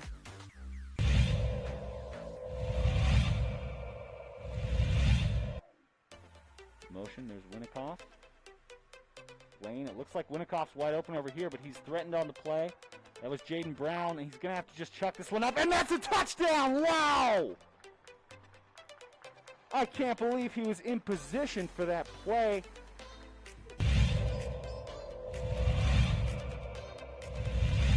So, things are looking good. They'll want to avoid Webskowski in the kick, but it gets to the 10. Or I beg your pardon. Now across the 50. That's going to be an opening house call. He's going all the way, and he's going to go untouched. It's April Fool's, so what do you believe on the Twitter, and we'll navigate through it. The Aggies have put out a football schedule. I do believe this. 7 games against Mountain West teams for New Mexico State. Home and home against Hawaii. We'll get into that. And then Adam Schefter tweets that Roy Williams is retiring at North Carolina. Am I supposed to believe that? Well, he's one of the people. North Carolina's official Twitter account put it out. So we believe, let's ask Jerry. It's the opening drive. Jeff Siembieda and J.J. Buck. CBS Sports' Jerry Palm joins us on the opening drive. So is that real news, or is that April Fool's news that Roy Williams is stepping down to North Carolina? Hello, Jerry. It's the first I've heard of it. I don't trust anything that comes out on April 1st. Right? Exactly. Maybe it's true. I don't know, but I don't trust anything that comes out today. Yeah, So- it's the worst day to break news. Like UNM's got this press conference at 9 o'clock at the stadium for major announcement. I'm like, yeah, okay. Yeah, we're not going. Now, maybe it's huge, maybe it's a big gift, and I don't know what the hell they're doing, but I don't know what to believe. Now, maybe you get beat on a story today, but had you heard whispers of Roy Williams retiring? No. But, I mean, he's old enough that wouldn't be the biggest surprise in the world. But, you know, I haven't heard anything about it. It's news to me if it happens. I mean, I can't say it'd be the biggest surprise in the world, but of course not. I don't believe anything that comes out today. All right, I don't either. I do believe that. If that is the case, because there are plenty of people doing the same thing, and reporters that have said they've contacted North Carolina and have been told that this is indeed not an April Fool's joke, where would North Carolina go? Yeah. Well, I don't know. Probably, I would. Gosh, I don't know. I've never given any thought to who would take over the North Carolina job. Yeah. I would assume that there might be somebody on the staff that would be ready to take over if this had been anticipated.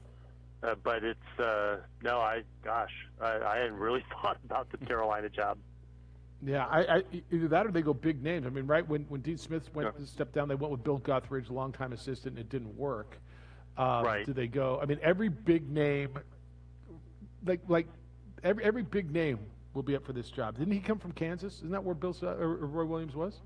Yeah. Right. Yeah. They used Kansas as a stepping stone. So. Yeah. Right. Yeah. So yeah. So yeah. You're right. I mean, it would be any big name. I would say that's younger, big name. Somebody of the Chris Beard age, for example. Just to throw a name out there. He's more likely for Texas than North Carolina if he's going to leave Texas Tech. But you know, that's probably the age you're looking. You're not looking for an older big name. You're looking, you know, not like a John Beeline, for example, who's not coaching currently. But well, his staff is Steve somebody younger Robertson, who will be in that job for a while. Hubert Davis is the big name on his staff that played there. So yeah, that'll be interesting. All right, here's what I do believe. Yeah. UCLA is the Final Four. Be intriguing. Yeah, that would be. All right, what about what we saw? So it feels like since November, we've been kind of headed for Baylor Gonzaga, and it kind of feels like we're as fun as it was, and watching the Oregon State and watching UCLA, and even Oral Roberts. It feels like we're headed for Gonzaga and Baylor, doesn't it? It does. Gonzaga looks like a machine. Goodness. Obviously that's a great team, and we all knew it, but. Wow, they're the best offensive team in the country. They're absolutely showing that. But they can play some defense too. I mean, you don't lead the nation in scoring margin unless you can play some defense too. And I don't see the weakness. UCLA has no shot unless Gonzaga just has a ridiculously bad day. I don't think there's anything UCLA can do to beat Gonzaga other than just hope Gonzaga, really has a bad day. And then, Baylor, maybe even Houston, but Baylor in particular might have a shot, if they played really well. But, boy, does Gonzaga look good. Really good. Really good. Jerry Palm's with us on the opening drive.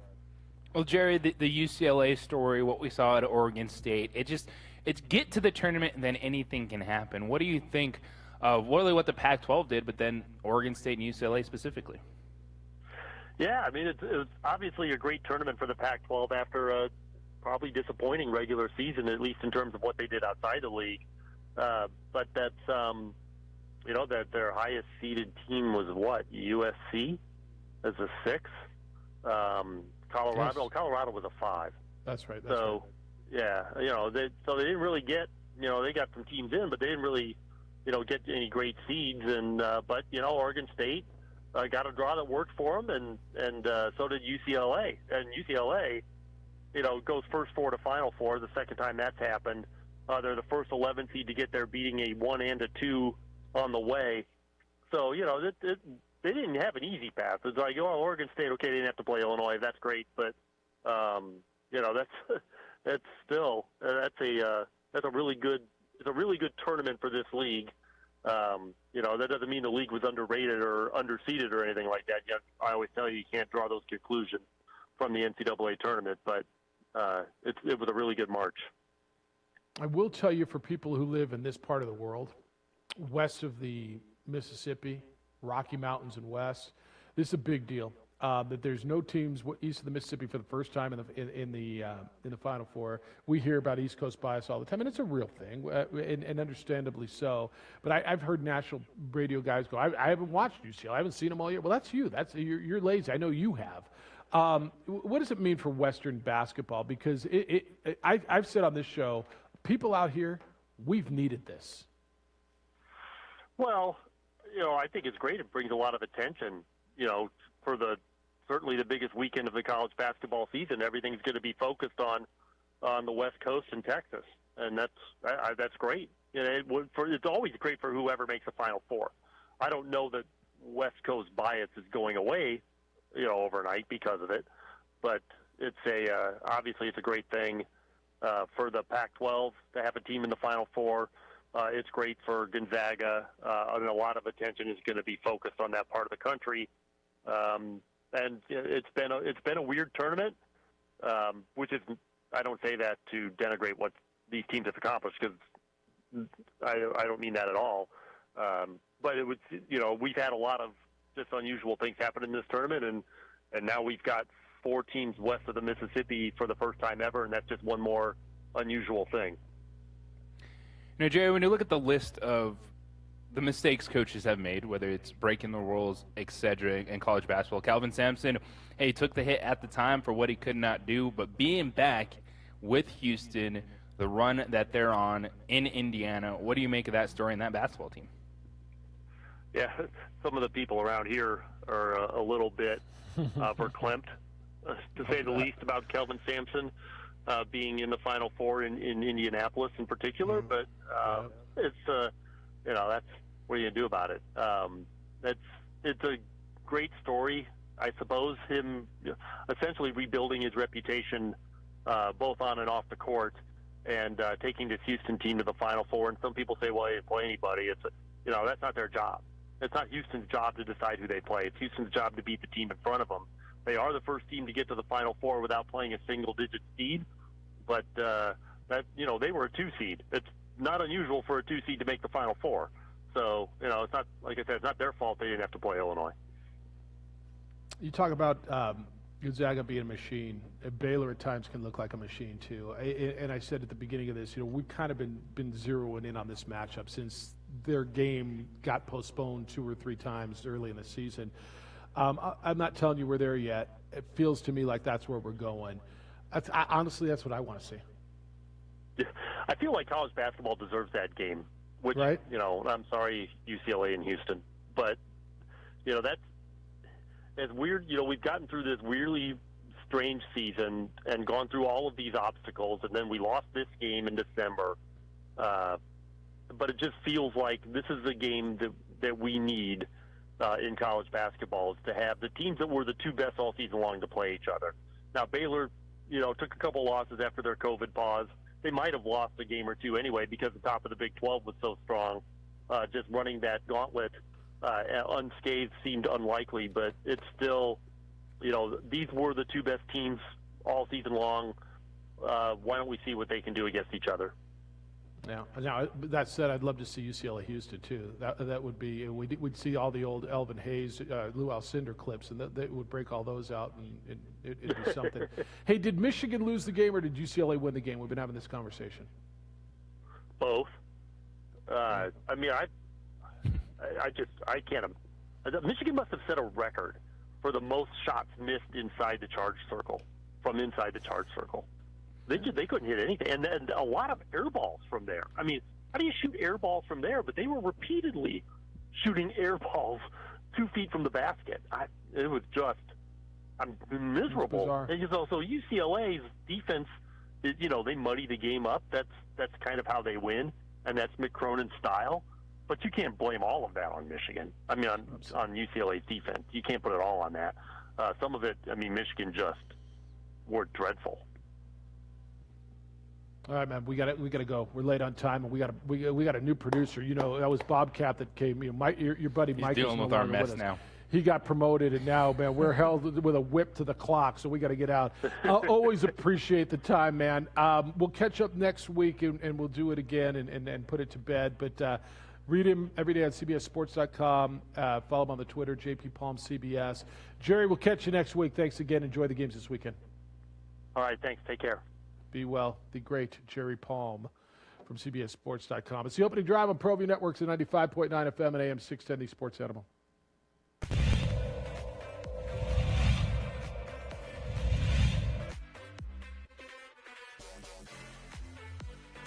serve by Moore.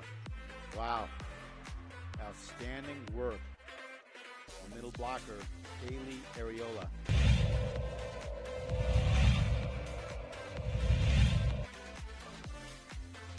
Gomez again, the motion man. This one instead handed off. And right through the gut, there's a bunch of space. Nice little hop there. Atrisco fans are on their feet, and for good reason, as that's a 41-yard touchdown. Jaden Cowley. And 11 for the Tigers. Sherman will roll to his right. Throws on the down and out. Caught. Trying to go for the goal line. Leads it in. Touchdown. What a play.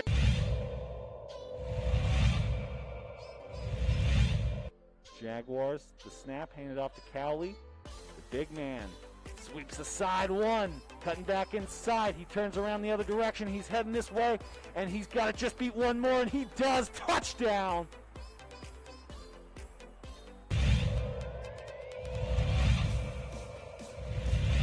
Cover a ball. Barella in the serve. There's the dig. Boom, the kill shot.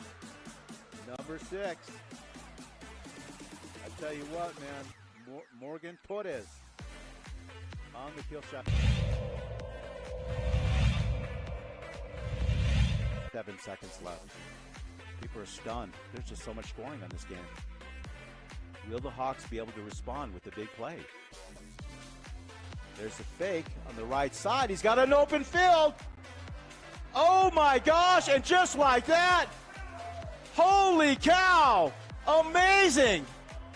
Just like that, the Hawks score. Number 2, Caden Valdez on the right side.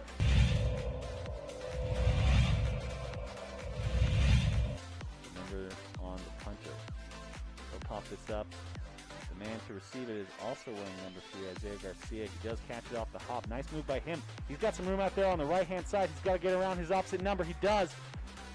Gets one block in. He gets around the last guy. Can he get in? And there's the first points for the Monzano Monarchs. Isaiah Garcia all the way here from his own 45.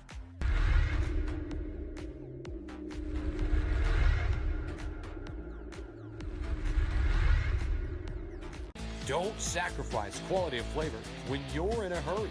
Golden Pride offers ribs, fried chicken, green and red chili breakfast burritos, and Frontier Cinnabons. 4 great locations, or visit us online at goldenpride@abq.com.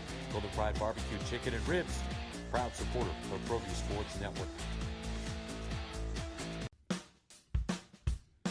Well, I'm going to the frontier, walking to the cashier, order up a root beer and a number 1. Cover it with green stuff, 1 scoop is not enough. Find a booth is real tough, backed by the Duke. Meet my family, meet my friends in the quirkiest restaurant I have ever been. All of Albuquerque's favorite spot, it's the Frontier Restaurant. The Frontier Restaurant is a proud supporter of ProView Networks. Are you sure we're supposed to be doing this? Don't worry, I've watched him do it 1,000 times. Come on, what's the worst that can happen? No! Bad dog! Hi, welcome to Car Crafters. What happened? Don't worry, we'll make it like it never happened. Car Crafters, it's like it never happened. Car Crafters is a proud supporter of ProView Networks.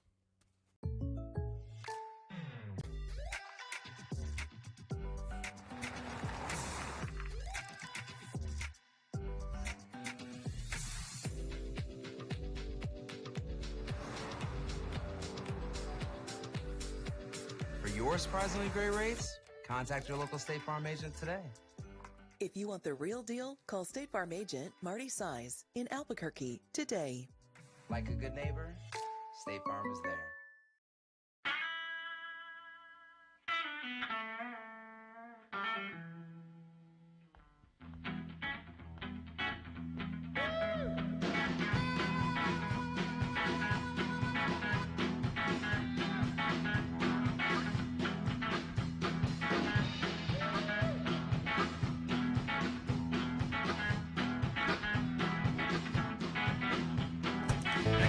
I hope you enjoyed Jerry. Always good to catch up with him, man. So he hadn't heard about the Roy Williams thing, but it's everywhere. Like, everybody's reporting the Roy Williams story. So am I supposed to believe on April 1st that the Roy Williams story is true? It is a very weird day for a news dump, but there's way too many reporters of Credible. high caliber on the Twitter saying, no, this is not an April Fool's joke for it to be an April Fool's joke. All right. Roy Williams stepping down at North Carolina, according to many, many reports. So who's because that job opens that anybody, right? That's one of those jobs. It doesn't matter where you are. And by the way, well, I'll go there. Like when Roy Williams took that job, he was at Kansas, dude. Kansas, you think of one of those jobs. And this is what I tell people all the time. Oh, when people sit here, he's going to use the Lobos as a stepping stone. Well, good, man. That means he did a great job here, and he went on, and everything is a stepping stone. He was a North Carolina guy, so he was going back. Okay, but that's fine. He used Kansas as a stepping stone. I mean, theoretically, maybe not intentionally, but that's how it worked. So anyway, Krzyzewski, how long can he keep doing this? Like we got to be getting close to having new coaches at Carolina and Duke, don't we? Yes. So the last 2 years were not kind to North Carolina. I know North Carolina made the NCAA tournament this year, but they were a 9 seed. A 9 seed, 8 or 9 seed. Were they the 8? I think they were the 8 seed. Yeah, they were the 8 seed. Yeah. Duke, of course, struggled, did not go, and I think this is one of those moments where, all right, you start looking at Mike Krzyzewski. Was it just everything they dealt with this season? When you go back, well, he's not going out on that season. Yeah, their pause, etc., and you say, all right, let's take a step back, take a deep breath, lock back in. So I'm not ready to go there yet, but obviously there comes a point in time where you're going to be done. Like you've been doing this forever. It was like he started when things were in black and white, and now he's still the head coach of Duke. So at some point in time, he's not going to be the head coach. Yeah, no, I think all of that's right. So what have you seen names yet for Carolina? Because and you're gonna probably see some NBA names for that job too, right? Yeah. This is, you said it. This is the job that everyone is on the table. Like no one says no, thank you. I don't want to listen to what North Carolina has to say. Right. I mean, whether you're Bill Self or I'm Billy Donovan. I mean, with the Bulls. He's in the NBA. Why would he go back? I don't know. I mean, I'm just throwing, I'm just literally just barfing names, but this is the job where every name in the game. I mean, Mick Cronin just did a hell of a job at UCLA. Does he work at North Carolina? Would he listen to it? Is this the job that Mark Few would consider leaving Gonzaga for? Right? I mean, but I know every job comes up. UCLA came up. I remember when we were talking about who Mick Cronin was the third pick. Who was they wanted Mark Few and they wanted Calipari. Those were the two guys, right? Mm-hmm. And then they settled on Mick Cronin. They're in the Final Four against Mark Few, and Calipari's not there. But and Calipari's not the guy to go to Carolina. I don't think. But I mean, they're going to call Mark Few, don't you think? Yeah, this is the job that even more so than UCLA is, okay, let me look at this for a quick second. Like, this is established, no questions, North Carolina basketball.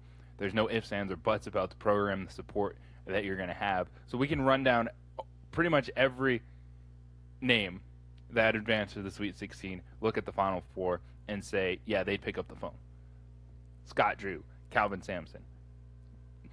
I think Cronin would probably still be a little bit lower on the list, even for North Carolina, even being in the Final Four. Mark Few, Nate Oates, Alabama, is riding Nate a hot Oates, streak. Nate Oates, Nate Oates would be there. Would Porter Moser from Loyola be? I mean, is he done enough? Has he not been in a big enough place? I mean, what would this thing done? Yeah, Porter, a lot of people thought it was going to be Indiana for Porter, but Mike Woodson, alum NBA guy. So Jerry just sent me a text. He said Carolina news looks legit. We're reporting it now, CBS. So it looks like it's legit. I mean, what do you think of the Porter Moser thing? Music out in one. I don't know. Maybe you could be a candidate. I like the Tar Heel blue look you got going on today. Like maybe that it's today? a sign That's why that I you're wore it. jumping from UCLA. That's right. I'm jumping from UCLA. Although it's a very similar blue. This could also be UCLA blue, could it not? It's a very similar look. Yeah. All right. Aggie football schedule's out. I mean, it might as well be. They might as well be in the Mountain West. I know they're not in it, but they might as well be. For crying out loud. How many conference games does one play? 8, JJ? I mean, they're one short, and if you consider UTEP that, hell, put a Mountain West patch on their shirt. It's the opening drive. Jeff Siembieda, JJ Buck. Bobcats produce it on the radio side. Aaron on the ProView Network's visual medium side. Glad you're with us on 95.9 FM and AM 610, the Sports Animal.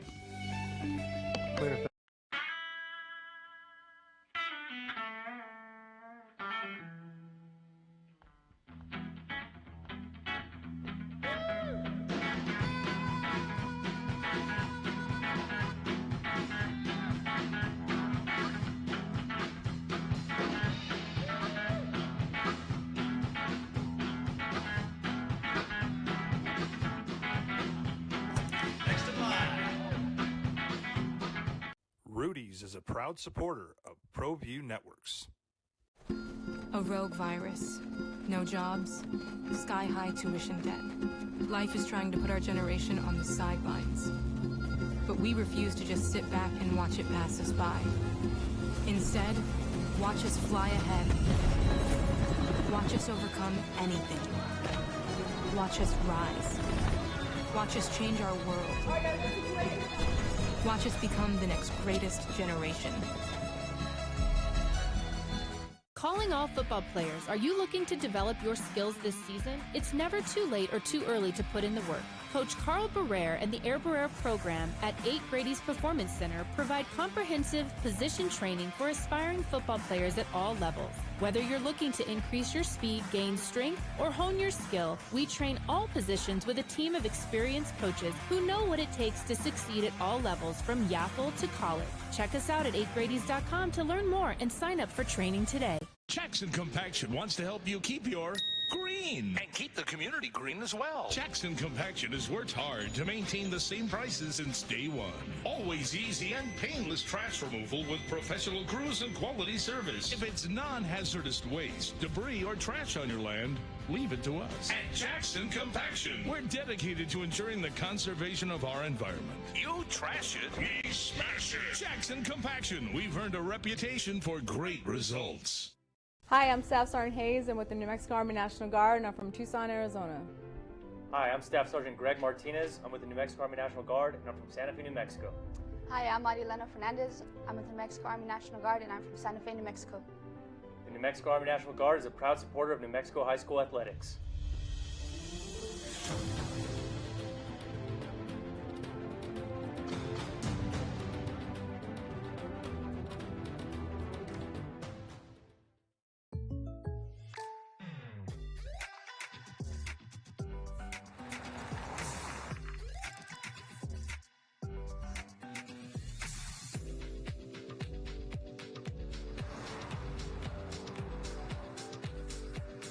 Your surprisingly great rates? Contact your local State Farm agent today.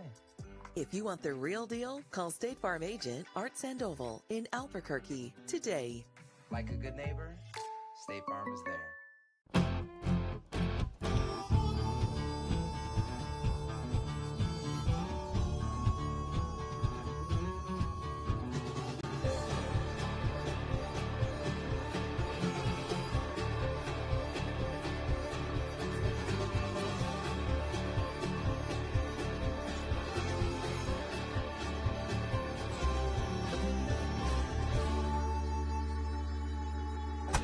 Next in line. Rudy's is a proud supporter of ProView Networks. Sadie's is a proud supporter of New Mexico high school sports and athletics, and we here at ProView Networks would like to thank Sadie's for their continued support in helping us bring you all of your New Mexico high school sports coverage. Meet Greg Shamus. He's a State Farm agent, which means he's here to help with all this. But it's easier to just remember he's here to help life go right. Call State Farm agent Greg Shamus at 505-898-3648 today. At New Mexico Highlands University, you're more than a student, you're family. Whether you're taking courses in Las Vegas, Santa Fe, Rio Rancho, Albuquerque, or Farmington, you'll get that one-on-one attention to inspire you to reach your goals. Let New Mexico Highlands help take your passion and accelerate it into a career and fulfilling life path. Find out why New Mexico Highlands is the right... A big announcement going down right about now at the University of New Mexico. I'll let you know about it. I know what it is, JJ. I've been asked to hold it until after 9 o'clock. So they'll, it's going to be a nice facility announcement for you. And it's a big deal for the University of New Mexico football. And I'm assured it is not an April Fool's announcement, that this is absolutely legit. Now, if the people who have assured me of this at New Mexico Highlands University, Fools, they've lost all credibility with me. But I don't believe that to be the case. I don't. I'm with you. I think that would definitely muddy the waters to a place that those people wouldn't go. So here we are. There is big news on this April Fool's, and you know, Jerry Palm just texted me, said it looks legit. Roy Williams retiring. Why would you pick? Do you just say we're going to announce it Thursday? You just don't know. I mean, you don't play the April Fool's game. You just say, you know what, we're going to announce it on Thursday. We'll put it out Thursday morning, and you just don't know what the date is. You don't know what it means. You don't like if you're a media relations guy, don't you say, hey, let's just hold it till Friday or do it on Wednesday? Yes, I'm sure there was an element of that. But if you're at that level, you got to look at everything. What day is it? Is it Flag Day? Is it Tree Day? What are we putting out? What else could be happening on this specific day? Because there's already a lot of stupid April Fool's jokes on social media. Like Mr. Tom Brady put out there saying, hey, I'm part of an ownership group bringing back the Montreal Expos. What? Yeah, okay. Where's the fun in that? What is that? What is that mess? Like, it's just stupid. Don't do it. But yet here we are, and Roy Williams stepping down, heading into retirement. Yeah, there's enough. Well,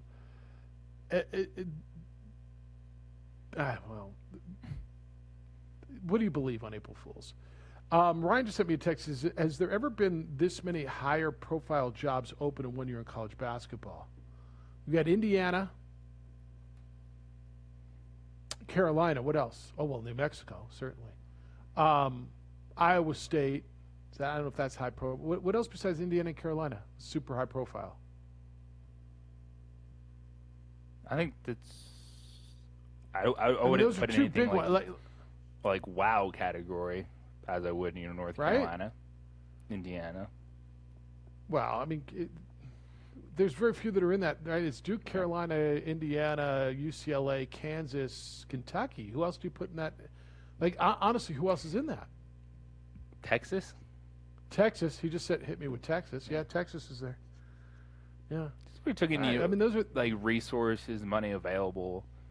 Still a ridiculously high profile program in Austin. So. Well, and as they move, more are going to be open, right? If I mean, who knows how this all plays out? I just we could sit here and start playing the game, but we just don't know. And who's got ties to where? The Nate Oates thing is really interesting. And Ryan said, why you wouldn't want to step on the toes of the Final Four starting tomorrow. That's fine. Then hold it till Tuesday. I mean, I don't know what you do. And I guess you got to get going. Then yesterday would have been the day. I don't care. Honestly, I don't care. It's kind of the PR game, and it is what it is. It's just. Well, it did add to a moment where you had like 10, 15 minutes. Everyone was like, "Do we actually believe this? Is this actually happening today?" Well, hey, when Boeheim steps down at Syracuse, would that be considered one of those jobs? I think so. I think he's built it to that reputation. I think it's probably an overall. Like, if I had to rank them I still think North Carolina is on a different level, but Syracuse is. Syracuse to Indiana. Yeah. Syracuse had way more success and Syracuse recently has than Indiana. Much more recent national championship. That's at what least I'm saying. The last 2 decades. Yeah, I mean, Syracuse to Indiana. I'd say Syracuse is better than Indiana. What about Syracuse to UCLA? Yeah. Basketball program. Now, LA's LA, Syracuse is Syracuse. But, I mean, Syracuse to UCLA? You know, if you go recency. Rudy, good morning. You're on the Quan's Auto Care hotline. Sorry about that long hold yesterday. I was like, I guess the sports animal doesn't like me anymore.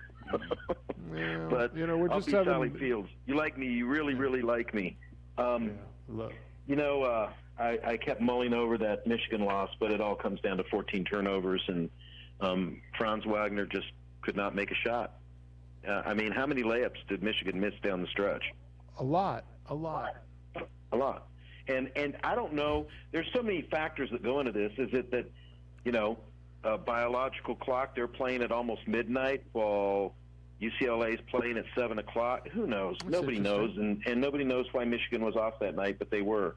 And that's just the way it goes. You know, a good friend of mine who was a coach always used to say, loser says deal, and somebody said, what does that mean? I said, well, when you lose a hand, you say deal. You want your money back, you know? That's right. Well, Michigan doesn't get the deal until next year, but I think that the way they played and the way they go forward, they're going to be a formidable opponent for anybody from here on out. And you got Jawan bringing in 3 All-Americans. Speaking of which, I'm going to segue right to what Rick Pitino. Have you been watching these Mile High and 37 Feet Down videos that UNM's doing with Pitino? I saw the first one. Yeah, I saw the first one. It's Richard. The second one just came in, too, and it was good because he talks a lot about his philosophy and how he plays and how he does things. And, you know, he learned from one of the best, his father, and so I expect big things. And I also expect that Terry Wilson is going to come in, and if he does not win the starting job, he's going to make everybody better. He's just going to. How many games did he win in the SEC? In the SEC. In the SEC, he won. You know? He won 17. He won 17. Yeah. If we win 17 games in 2 years at UNM, that'll be a new school record. 16 is the record. So you bring a guy in like that, and if he doesn't win the job, he's going to make everybody better. And I really appreciate all the comments of the quarterbacks that are there, because that's the only way you get better. If you shy away from competition, then at that level, then you're never going to make it. So I welcome him in. I hope he is the guy that we're all hoping for, but if not, he's the guy that makes Isaiah and makes Connor and makes all those guys, Bear, everybody in that quarterback's room better. Yeah, look, he's going to win that job. I'm going to watch them. I'm getting my vaccine, second one today, so I'm going to go over and exercise my sore arm across the street at University Stadium and watch some high school football. Yeah, no, that'll be good. I heard you're moving to Montana. Yeah, I'm going to be a dental floss tycoon. April Fools, that's good. All right, dental floss tycoon. It's my April Day joke.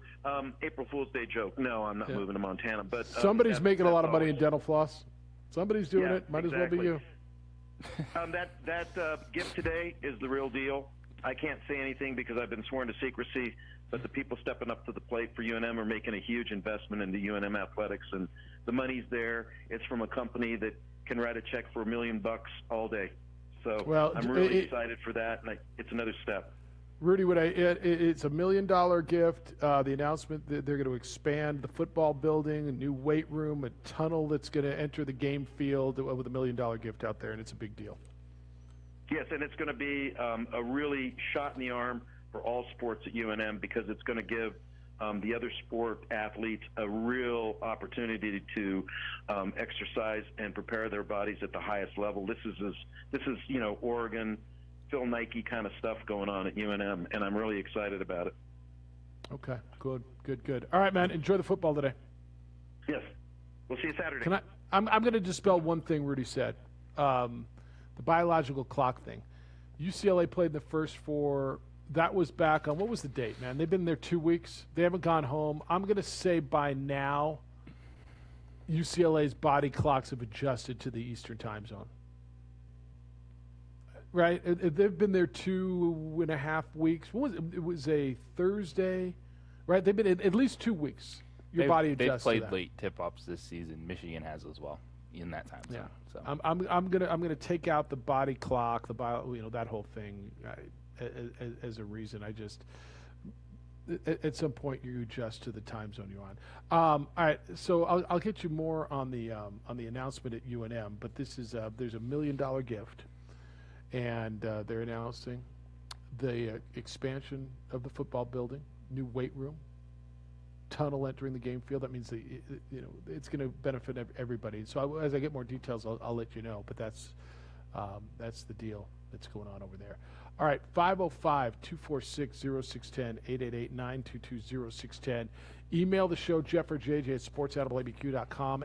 Aaron's producing for you to watch the show on ProViewNetworks.com and on our Facebook page, The OD and The AM. Of course, Bobcat's in. I almost said for Micah, but he's really not in for anybody because, well, we don't have a producer. I mean, we have Bob on temporary loan from the house. He is our graduate transfer at the moment. Yeah, he gets 1 year.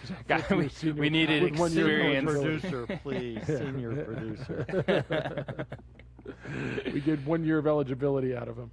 Well, Jeff, speaking about body clocks, sleep is important, and it's still a challenge. But when you're thinking about your fitness, you got to get your sleep in. Let me tell you about F45 Functional Fitness because it helped me get to sleep a little bit better last night because I hit a Wednesday workout. It was a cardio-based class. We're talking 4 sets, 4 pods, 3 different rotations, and boy, was it a fantastic 45 minutes.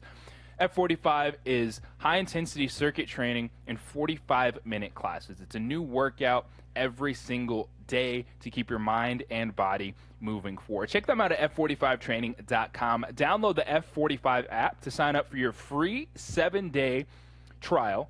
You can also look at the class schedule. They have classes 7 days a week. Book your spot, and then you're good to go. They're still managing class size, keeping the gym clean, so you can go in there and just focus on your workout and what is a really fun and good atmosphere. F45 is located at 5920 Holly Northeast, so it's good access from wherever you're coming from in the city. For me, over on the west side, I'm still able to get there pretty easily. Just hit the interstate, boom, get off on Paseo, and you're right there at the gym. There's a certified trainer there every class to help you if you need a modification, you need some help with the exercise itself, and also to help motivate you in that atmosphere. It's a lot of fun. I'm really enjoying it, and I love to mix workouts in like this because it gets me motivated. Yes, traditional weight training is nice. I still do that, but I love the class atmosphere. I love the different movements that you do, challenging yourself to get to the next level with your fitness. So check them out at f45training.com. Download the F45 app. Team training, life-changing. I'll see you at F45. Everything. At New Mexico Highlands University, you're more than a student, you're family. Whether you're taking courses in Las Vegas, Santa Fe, Rio Rancho, Albuquerque, or Farmington, you'll get that one-on-one attention to inspire you to reach your goals. Let New Mexico Highlands help take your passion and accelerate it into a career and fulfilling life path. Find out why New Mexico Highlands is the right choice for you. Log on to NewMexicoHighlands.com today. TurboThreads is a proud sponsor of ProView Networks. Almost 30 years of experience means fast service, great prices, and a wide selection of apparel from t-shirts to performance sport shirts, even jackets and hats. They feature low minimums and no setup charges on most orders. TurboThreads is located at 1503 Golf Course Road in Rio Rancho, or find them on Facebook, online at turbothreads.com, or call 999-1234 for TurboThreads.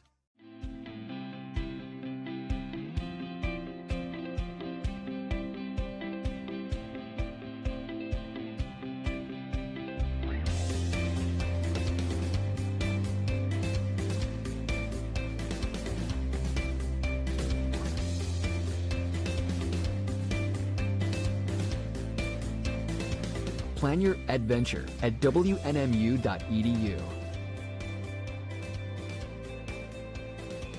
Extreme Clean is a proud sponsor and supporter of ProView Networks and all high school sports athletics. Owner Mike McLean and Extreme Clean specialize in carpet cleaning for apartment, realty, business, and residential clients. With over 20 years experience, attention to detail and quality customer service matters. For more information, give them a call, 505-221-6440, Extreme Clean.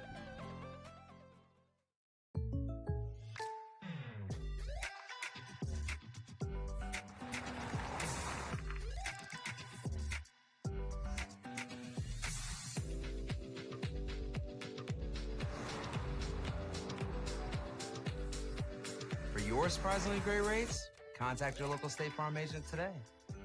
If you want the real deal, call State Farm agent Ashley Duran in Albuquerque today. Like a good neighbor, State Farm is there.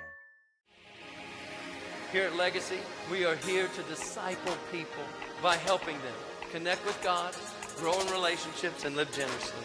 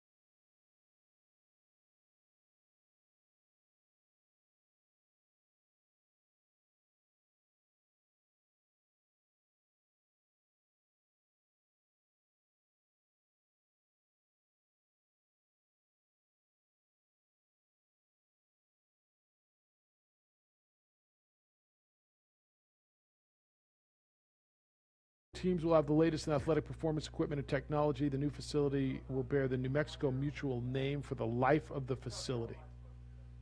It will replace that temporary, remember, that tented structure that's located, that used to be tennis courts? That old bubble? This will replace that. That's a big deal. So New Mexico Mutual stepped up $1 million. It's a big, big deal for UNM football, for UNM athletics. So congratulations to them. All right, so you got news breaking all over the place, and I want to get into the Aggie football schedule, JJ. What do you read? I see you thumbing through your tweeter over there. You seeing so the Texas Tech thing, the Texas thing is better, right? Yeah. Oh, I'm just that's real. Yeah, just going through some stuff. Nothing to break right now. Well, I'm just the fact that all this happened on April Fool's is kind of still has bizarre. me a little bizarre. Bit, well, it still has me just a touch askew, but because it's all coming down in such a fashion where it feels like it's right. I mean, I'll go with it. Well, and two, like, you wouldn't have these coaches participating in it. Like, there'd be zero benefit for Chris Beard to be like, "Oh, I went to Texas." Just kidding. Of course. Yeah, no, of course. All right, well, that's big. All right, 246-0610, 888-922-0610. Gopher says, I could not disagree with J.J. Moore, Jeff. Just listen to Mac Davis. Texas in my rearview mirror. He's not a big fan of Austin. Yeah, look, if you're you, okay. and I'm going to be honest with you, I've never been to Lubbock. I can't believe I've been here 25 years. I've never been to Lubbock. But I've got a pretty good idea of Lubbock. I can see why you would tell me, I want to go to the booming state capital where there's a great music scene and there's a huge university. And I could see someone saying, dude, because the other thing about Austin is that it's outgrown its infrastructure. Big, it's fast. And it's traffic and it's crowded and it's expensive, and I could see someone just saying, "No, man, I like the Lubbock lifestyle." But I don't think that's going to be a problem for a head coach that's now making like $5 million no. a But year. I don't so think it's so that's I'm not answering it from me trying to drive to my insurance shop every morning at work and trying to avoid the toll roads because they've redid the entire interstate system in Austin over the last couple of years. I have family there. I love visiting the city. I do think it's a great city. The suburbs are fantastic, and the university is in a very strong position. Yeah, and Chris Beard proved he can win at Texas Tech. Where does Texas Tech go now? Am I going to start hearing Nico Medved again for every job? I don't know about They probably start looking maybe the similar route, like Keller. Maybe look at North Keller Texas. makes sense. Yeah, in North Texas, that's probably where they're going to go. McCaslin. That makes a ton of sense. Yeah. Who won at North Texas. The guy at Oral Roberts is going to get looks just because of what they've done. But yeah, Stephen F. Austin, Kessler, McCaslin at North Texas, being able to recruit there. I wonder, do they look at Damon Stoudemire? You can look at him. I don't. I need to talk to some basketball folks about Damon. Let me do this to you. You're going to hate. I'm sorry. Go ahead. Chris Jans? Is that what you're going to say? Yeah, that's what I was going to say. Yeah. I mean, how does that not sound right? That's. Jens at one point said, "I got as much chance to get the Texas job as you." But Texas what about Tech? Texas Tech? I mean, tell me, like, does Aggie fan all of a sudden get nervous now that job's open? There's always a little nerves when things start opening up, and you have a successful Aggie coach sitting there. Yeah, I'd put him on the list. He's recruited this area. Quality candidate. Recruits well. He's a really good coach. This region, Wichita region, that's right in the middle. I mean, I'm not telling you he's got the job. But as you start thinking, where do they start looking? probably in that direction. At least they glance. 505-246-0610. We're going to get into the Aggie football schedule when we come back.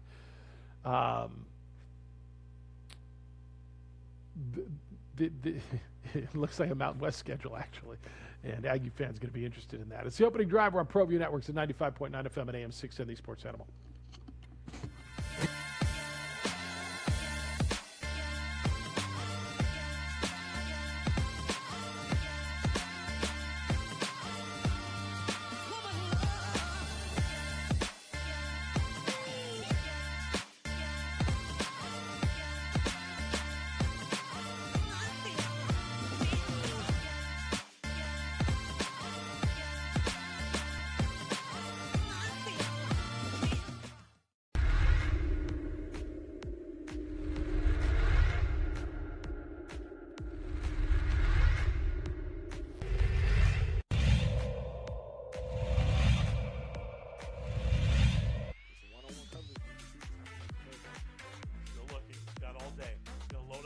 Wide open, Jaden Phillips. Oh, he shattered him like dirty laundry into a hamper.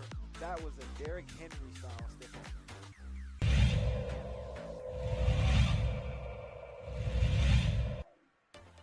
Motion, there's Winnikoff. Lane, it looks like Winnikoff's wide open over here, but he's threatened on the play. That was Jaden Brown, and he's going to have to just chuck this one up, and that's a touchdown! Wow! I can't believe he was in position for that play.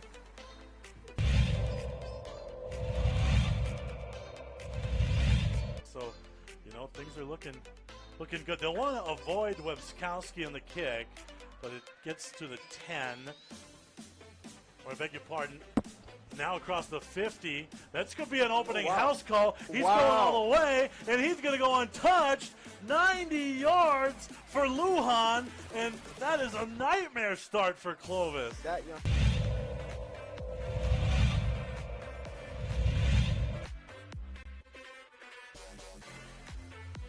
Nice serve by Moore. Wow. Outstanding work. The middle blocker, Kaylee Areola.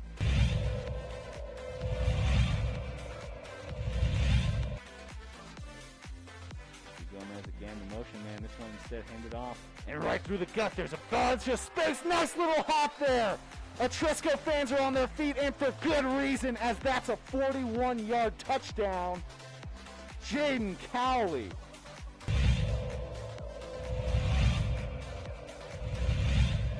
With Michael Carlisle and Mike Trujillo. Hide the women and children. He's coming high in the heart with a right hand. Local talk.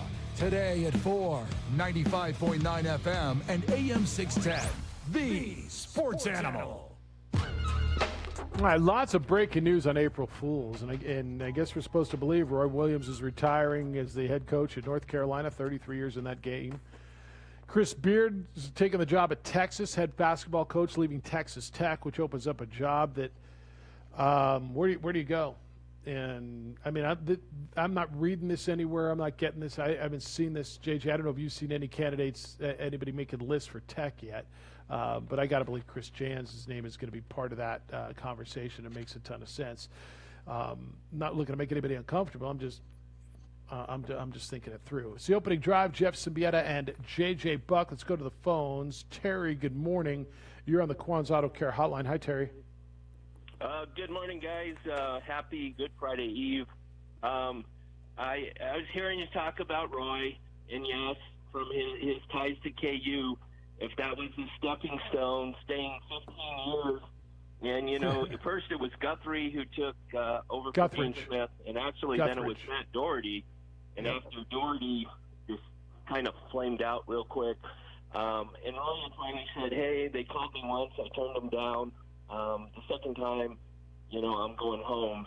And, it's KU fans who were upset a couple of years, but then we got over it. But, the number one call I'd make if I was North Carolina would be to Jay Wright. Villanova, I don't know if he wants to leave the Philadelphia area, but the success he's had, I think he's a big name that could fill that program pretty well. What do you guys think? I think they will call everybody, and anybody takes that phone call. Jay Wright's a Philly guy. But like JJ just said, whatever home is, man, you can always go back and retire if you want. But this is one of those jobs where I think no matter who you are and what your job is, you at least listen. You take this phone call. And if Bill Self decides to take off from KU, I hope the first one they call is Jacques Vaughn. He's been the assistant for numerous years with the Nets and the Spurs before that. So, hopefully, he'd be on their list besides that and maybe Danny Manning. But, my bubble was burst earlier in the week because I was calling and saying I wish they would expand to 6 fouls for the college basketball. But after the women's game where a karate chop to the face wasn't considered a foul, I thought, well, maybe they don't need 6 fouls. But doesn't matter. I think for the weekend games, the officials, you don't blame the officials, but the way the game's called could be a big deal, especially if Baylor gets Gonzaga in the final. And I hate to see the players nowadays they sit them with 2. Old school, you'd let them play until they had 3 fouls in the first half, but I think that changed, especially if they've done the shot clock changes through the years, and maybe that would be one they could look at. And, from that game that was 51-49, I think of what I consider the greatest half of Final Four basketball was OU-KU, where it was 50-50 at the half, and now we're having finals that are 51-49. But you guys game. have a good rest of the day. Appreciate the show. And you'll be safe, okay? Thanks, Terry. Be well. Hey, Jay Wright's a great name. Now, again, I if you're sitting at Carolina, you're calling everybody at the top of the profession. I don't know if Jay Wright leaves, but what he's done at Villanova is incredible. Yes, Jay Wright's done a fantastic job at Villanova. Another one of those programs you're like, oh, add it to the list. Start trying to figure out all these jobs. But absolutely, North Carolina has that kind of cachet with that program that you're going to at least get these guys to listen, or the agent's going to be like, so North Carolina's calling. Do you want me to hand you the phone? About Dana Altman. And again, I'm just throwing out guys who've done really good jobs that have been successful and are big programs. Dana Altman at Oregon. 100% put them on the list.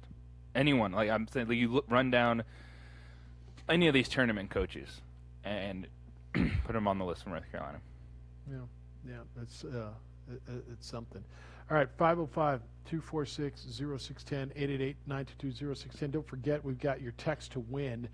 You could win $100. We're doing it every hour. And 10 o'clock this morning, text the word BANK, B-A-N-K, to 95819. You got a chance to win $100. And if you win the $100, you get entered into the grand prize drawing for $25,000. So do that. We're going to give you every hour. 10 o'clock this morning, text BANK to 95819. All right, New Mexico State's football schedule's out, JJ. Now, a typical Mountain West school plays typical, they all do. They play 8 conference games. They play the 5 other teams in their division, then 3 cross divisions. New Mexico State, as you know, is independent. They will play 7 games against 6 different Mountain West Conference schools. They'll open up against UTEP, so they're a big opener, and it's the Conference USA UTEP, but their big rival.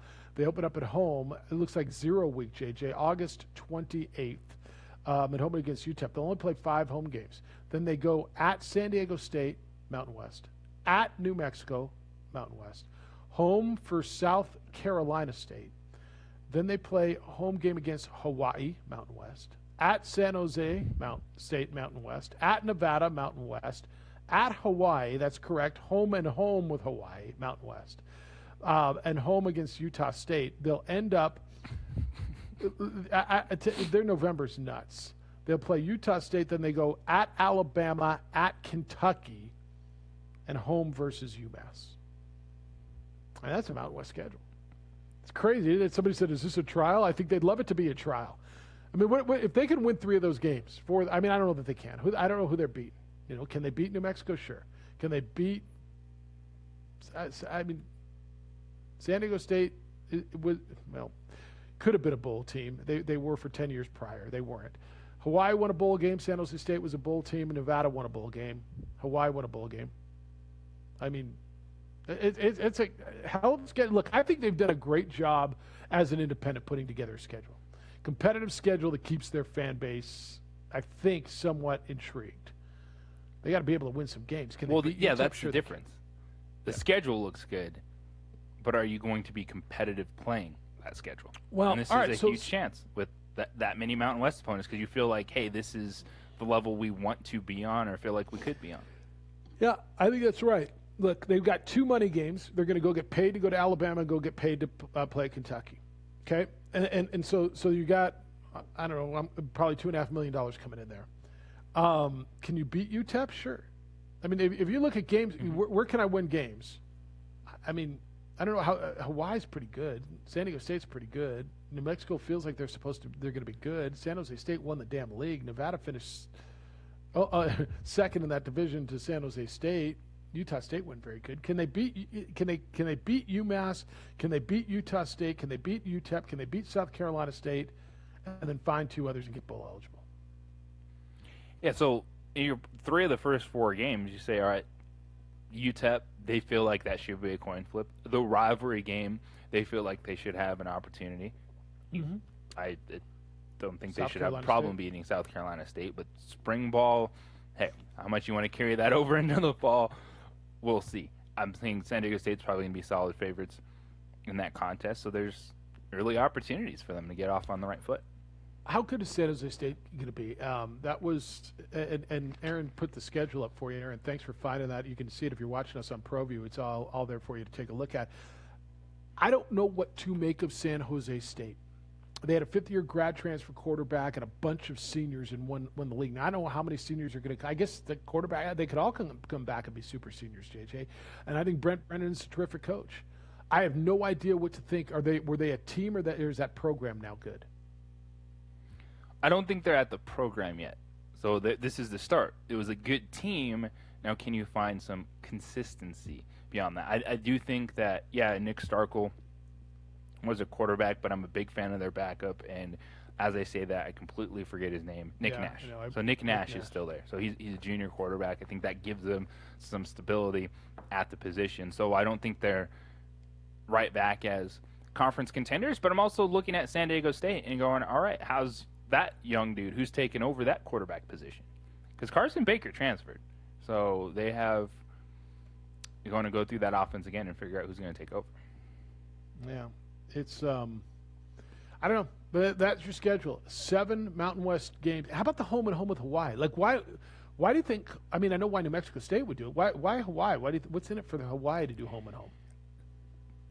Well, the assumption for me would be when they finalized it, it was just like getting the guarantee.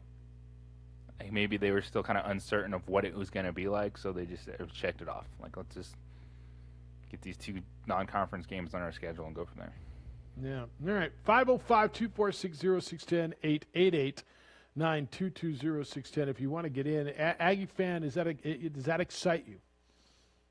San Diego State. So your home games are UTEP, South Carolina State, Hawaii, Utah State, and then UMass at the end of the year. And I always get nervous Thanksgiving weekend playing a game at home because basketball started and they could be out of it, and they're coming off 2 games at the SEC, which is like, I mean, you're going Alabama, dude. Playing Alabama in November scares the crap out of me. I'm not going to lie to you. Well, that's one of those. That's the breeze week for SEC football teams. Well, obviously there's 2 weeks because they get Kentucky. Yeah. I mean, go get paid, man. I mean, you go do you, man. Go off and get your money, but go in there late. That one scares me. But look, I think they've done a nice job of putting a schedule together. I commend them on that. Something that looks like Aggie fans want it to look like. They just wish they were part of that damn league, you know. And that's where we are.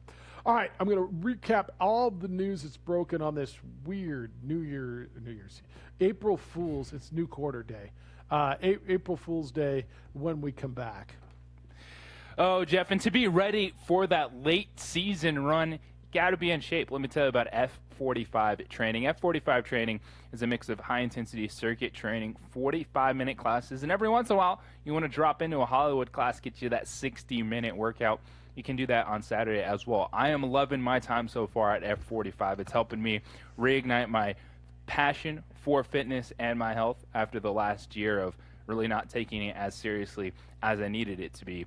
And F45 is a gym for everyone, all fitness levels. Whether you want to kickstart your fitness or challenge yourself to get to another level, this atmosphere is going to be for you. They're located 5920 Holly Northeast, so Paseo I-25, good access from wherever you're coming from in the city. They have classes 7 days a week. It's a new class every single day to keep your mind and body moving forward. Certified trainers there in class to help you out, motivate you. If you need to modify a workout, they're there to help you get it done. Check them out at f45training.com. Download the F45 app to sign up for your free 7-day free trial and book your next class. So they're still managing class sizes, so you can go in there, clean environment, just focus on your workout in a good atmosphere that's going to help you get the best out of yourself in the 45 minutes.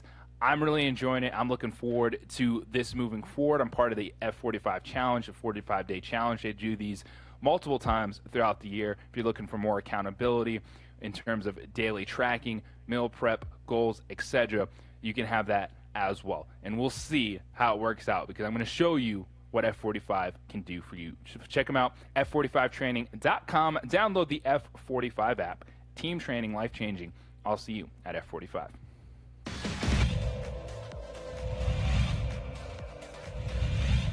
11 for the Tigers. Thurman will roll to his right. Throws on the down and out. Caught. Trying to go for the goal line. Leads it in. Touchdown. What a play.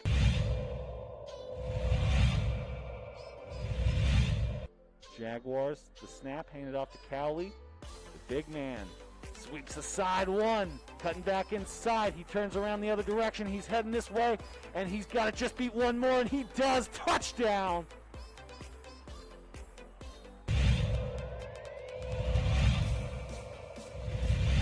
Cover a ball. Barella in the serve. There's the dig. Boom, the kill shot. Number 6. I tell you what, man, Morgan Torres on the kill shot. 7 seconds left. People are stunned. There's just so much scoring on this game. Will the Hawks be able to respond with the big play? There's a fake on the right side. He's got an open field. Oh my gosh, and just like that, holy cow, amazing. Just like that, the Hawks score. Number 2, Caden Valdez on the right side.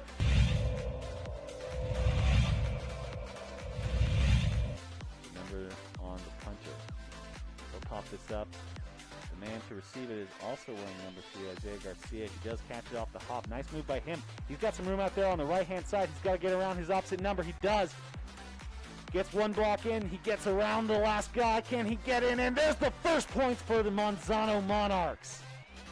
Isaiah Garcia all the way here from his own 45.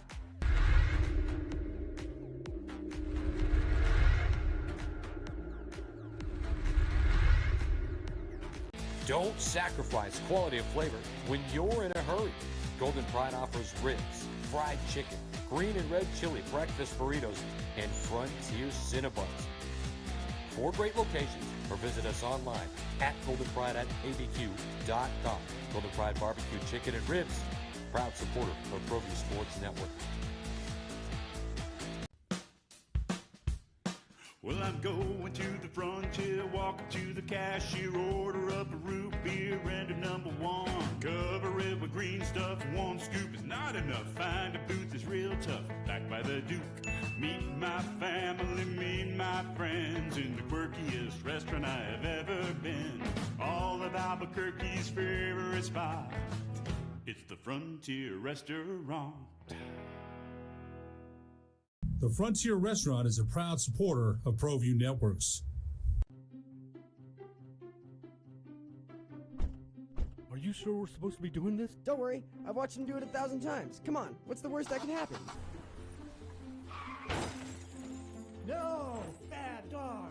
Hi, welcome to Car Crafters. What happened? Don't worry, we'll make it like it never happened. Car Crafters! It's like it never happened! Car Crafters is a proud supporter of ProView Networks.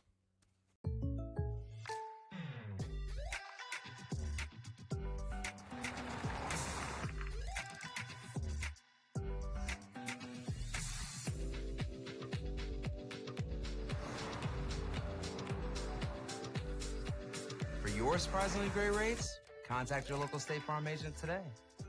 If you want the real deal, call State Farm agent Marty Size in Albuquerque today. Like a good neighbor, State Farm is there.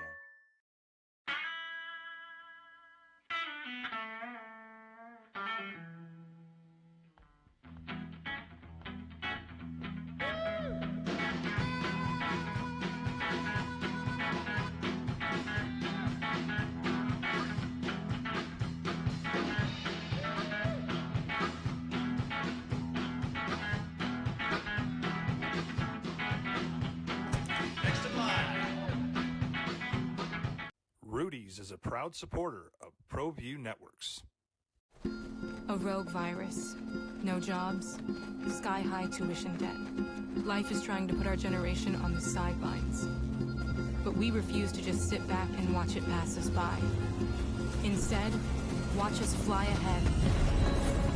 Watch us overcome anything.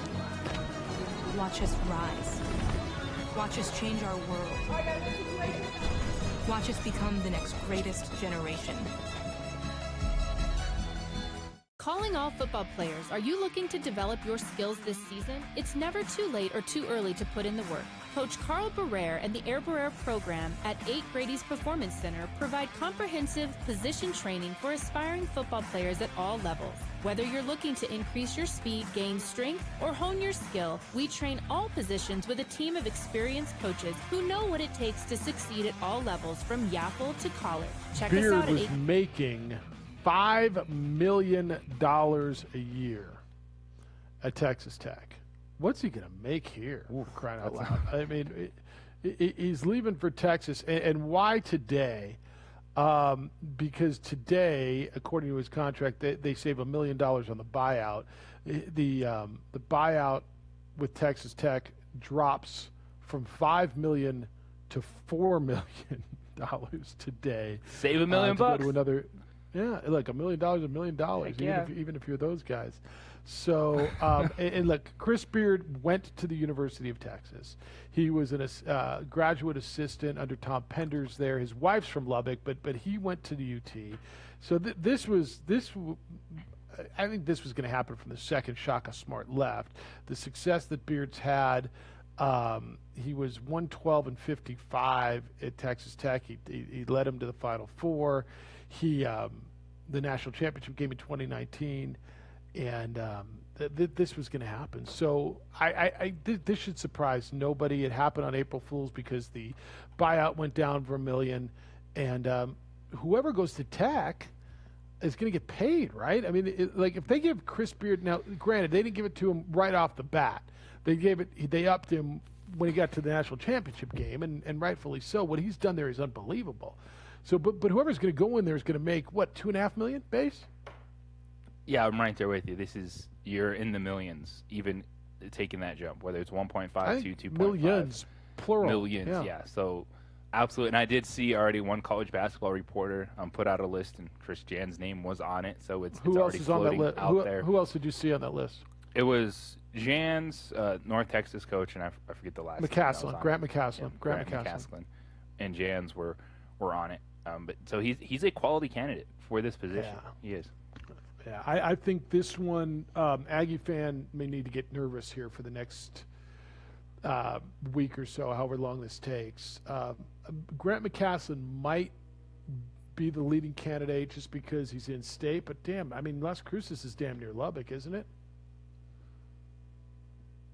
Yeah. I mean, when you tell me about recruiting. Where's North Texas? It's located. It's in Denton. It's just north Denton? of Dallas. Yeah. Okay, yeah. It's just north of Dallas. It's Briscoe, Denton. I mean, it's that whole north Metroplex area. David Addison. on the line. David, let's talk to you. Good morning, David. You're on the Quan's Auto Care Hotline. How you doing, David?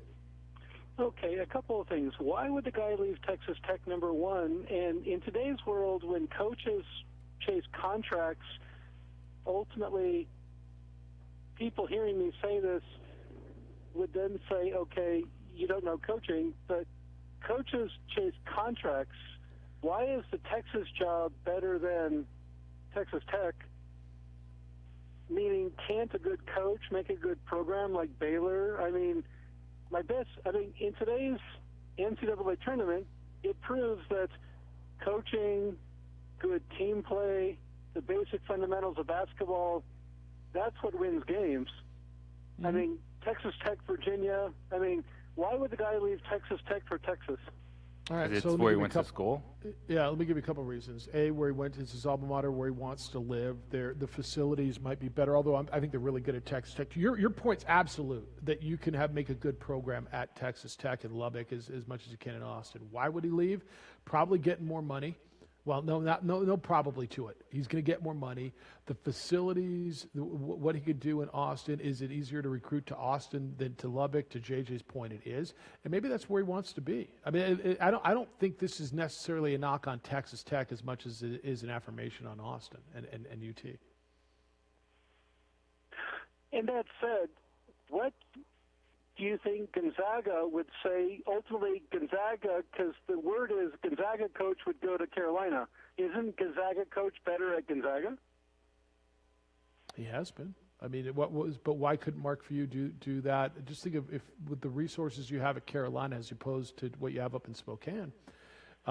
Theoretically, the only reason I would do that is the more money. And last thing, Saban has as part of his contract, if anybody gets paid more than Saban does, Saban gets a bump in pay, because nobody in the world can get paid more than Saban can.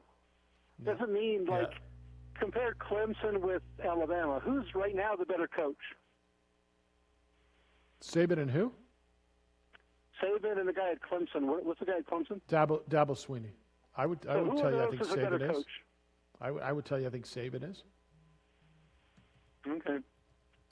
I mean, you could think differently. I think that's objective or subjective. Hey, last thing, Ohio State and Georgia, who of those is a better coach? Basketball or football? Football. Well, I like Ryan Day a lot. I really like the Ohio State coach, Ryan Day. I like him a lot. And that's nothing against Muschamp, but I really like Ryan Day. And my only point now is like in education and sports, people chase contracts, which means they get sold on the contract. Win, lose, or die, they buy out the contract. Yeah. All right, man. David, thanks for the call. Who do you like as far as, if I was going to ask you? I think Ryan Day has done a fantastic job. I think Kirby Smart is good, but it's still I said Muschamp is Kirby Smart. Chasing Alabama, and then didn't get over Florida either this year. And yes, you're chasing contracts, but it's prestige. Like Mark Few at Gonzaga has built an unbelievable program, yes, but there is North Carolina, the New York Yankees, the Los Angeles Lakers. Like, those things still mean something, and that's why not just contracts, but you see a coach jump from, say, the University of New Mexico to UCLA. Yes, you could have something fantastic in one place, but there's always that allure of doing it at the highest level with a name brand. Yeah. I'm looking, Dana Altman's name's up for the Texas Tech job. Darvin Ham, who played there. Mike Boynton, Oklahoma State. Well, he just signed I guess it doesn't matter, but he just agreed to a big extension. Oh, did he? What about Brad Underwood? Brad Underwood? Mm-hmm. That could be one of those times where, I was a 1 seed with Illinois, but my two best players might be leaving. Sure, Texas Tech, let's go. What about Rick Pitino? Rick Pitino is going to be in every one of these conversations, man. Yeah, but this one pays a lot of money. It does. Rick Pitino's not going to be in the North Carolina. He's not going to be in the North Carolina conversation. But let him do his thing at Iona. You go with the other guys. Well, I think that's, you and I probably believe that. Yeah. But Texas Tech believes that they're a premier program right now, and honestly, I believe that they are too. Yeah. This is going to be really, really interesting, and I think Chris Jan's name's going to be in it. I think Grant McCaslin's name's going to be in it. It's going to be something that you're going to have to keep an eye on for a while. Ryan told me Mark Mark Few only makes $1.9 million. Is Mark Few? I mean, is this Texas Tech something he would do? I'm going to say no, because there's been plenty of these opportunities that have opened up, like Texas Tech, and he's still at Gonzaga. Well, I mean, UCLA opened up, but he didn't take UCLA. Yeah. Now, making $2 million, $1.9 million in Spokane, you're living like a king. And bottom line is he. And by the way, they haven't lost a basketball game this year. Yeah, no, and he loves it up there. If he wins the national championship, does that make him start listening? Maybe he feels like, okay, I've accomplished an incredible feat, winning a national championship with Gonzaga. North Carolina, let's see what this is all about. I think he listens to Carolina. I don't think he listens to Texas Tech, unless he just wants to stay out west. Yeah. But I'll tell you what, Lubbock, Texas is smaller than Spokane, very different. I don't know. I don't know Mark Few well enough. Is he like a smaller town? Chapel Hill's beautiful. It's a small town. It's not Charlotte. It's not Raleigh. It's Chapel Hill. I think Mark Few would listen to Carolina. I don't think he would listen to Texas Tech. Castleton, Jans make sense. Here we go. Hold on to your seat, Aggie fans. A day. You had to double and triple check the news, but it actually happened. Thanks to Jerry Palm from CBS Sports for being with us. Aaron, nice work on the ProView side. Bobcat, terrific. Thank you for pinch hitting, and we'll do it again tomorrow on the radio side. Jim Rome Show is next. The Herd with Colin Cowherd will follow that. Sports Bar, Trulio and Carlisle, with more local talk comes your way at 4, and then we're back with more award-winning radio tomorrow morning starting at 7 a.m. Big day for you? Oh, huge day as always. You're doing a game tonight. You're doing a basketball game. Volcano Vista, boys basketball, 7 o'clock. Catch JJ on the ProView tonight. He'll be there. We're back tomorrow morning. Be good to each other, please. Enjoy the day. Be kind, loving, caring, and sharing. We'll smell you tomorrow.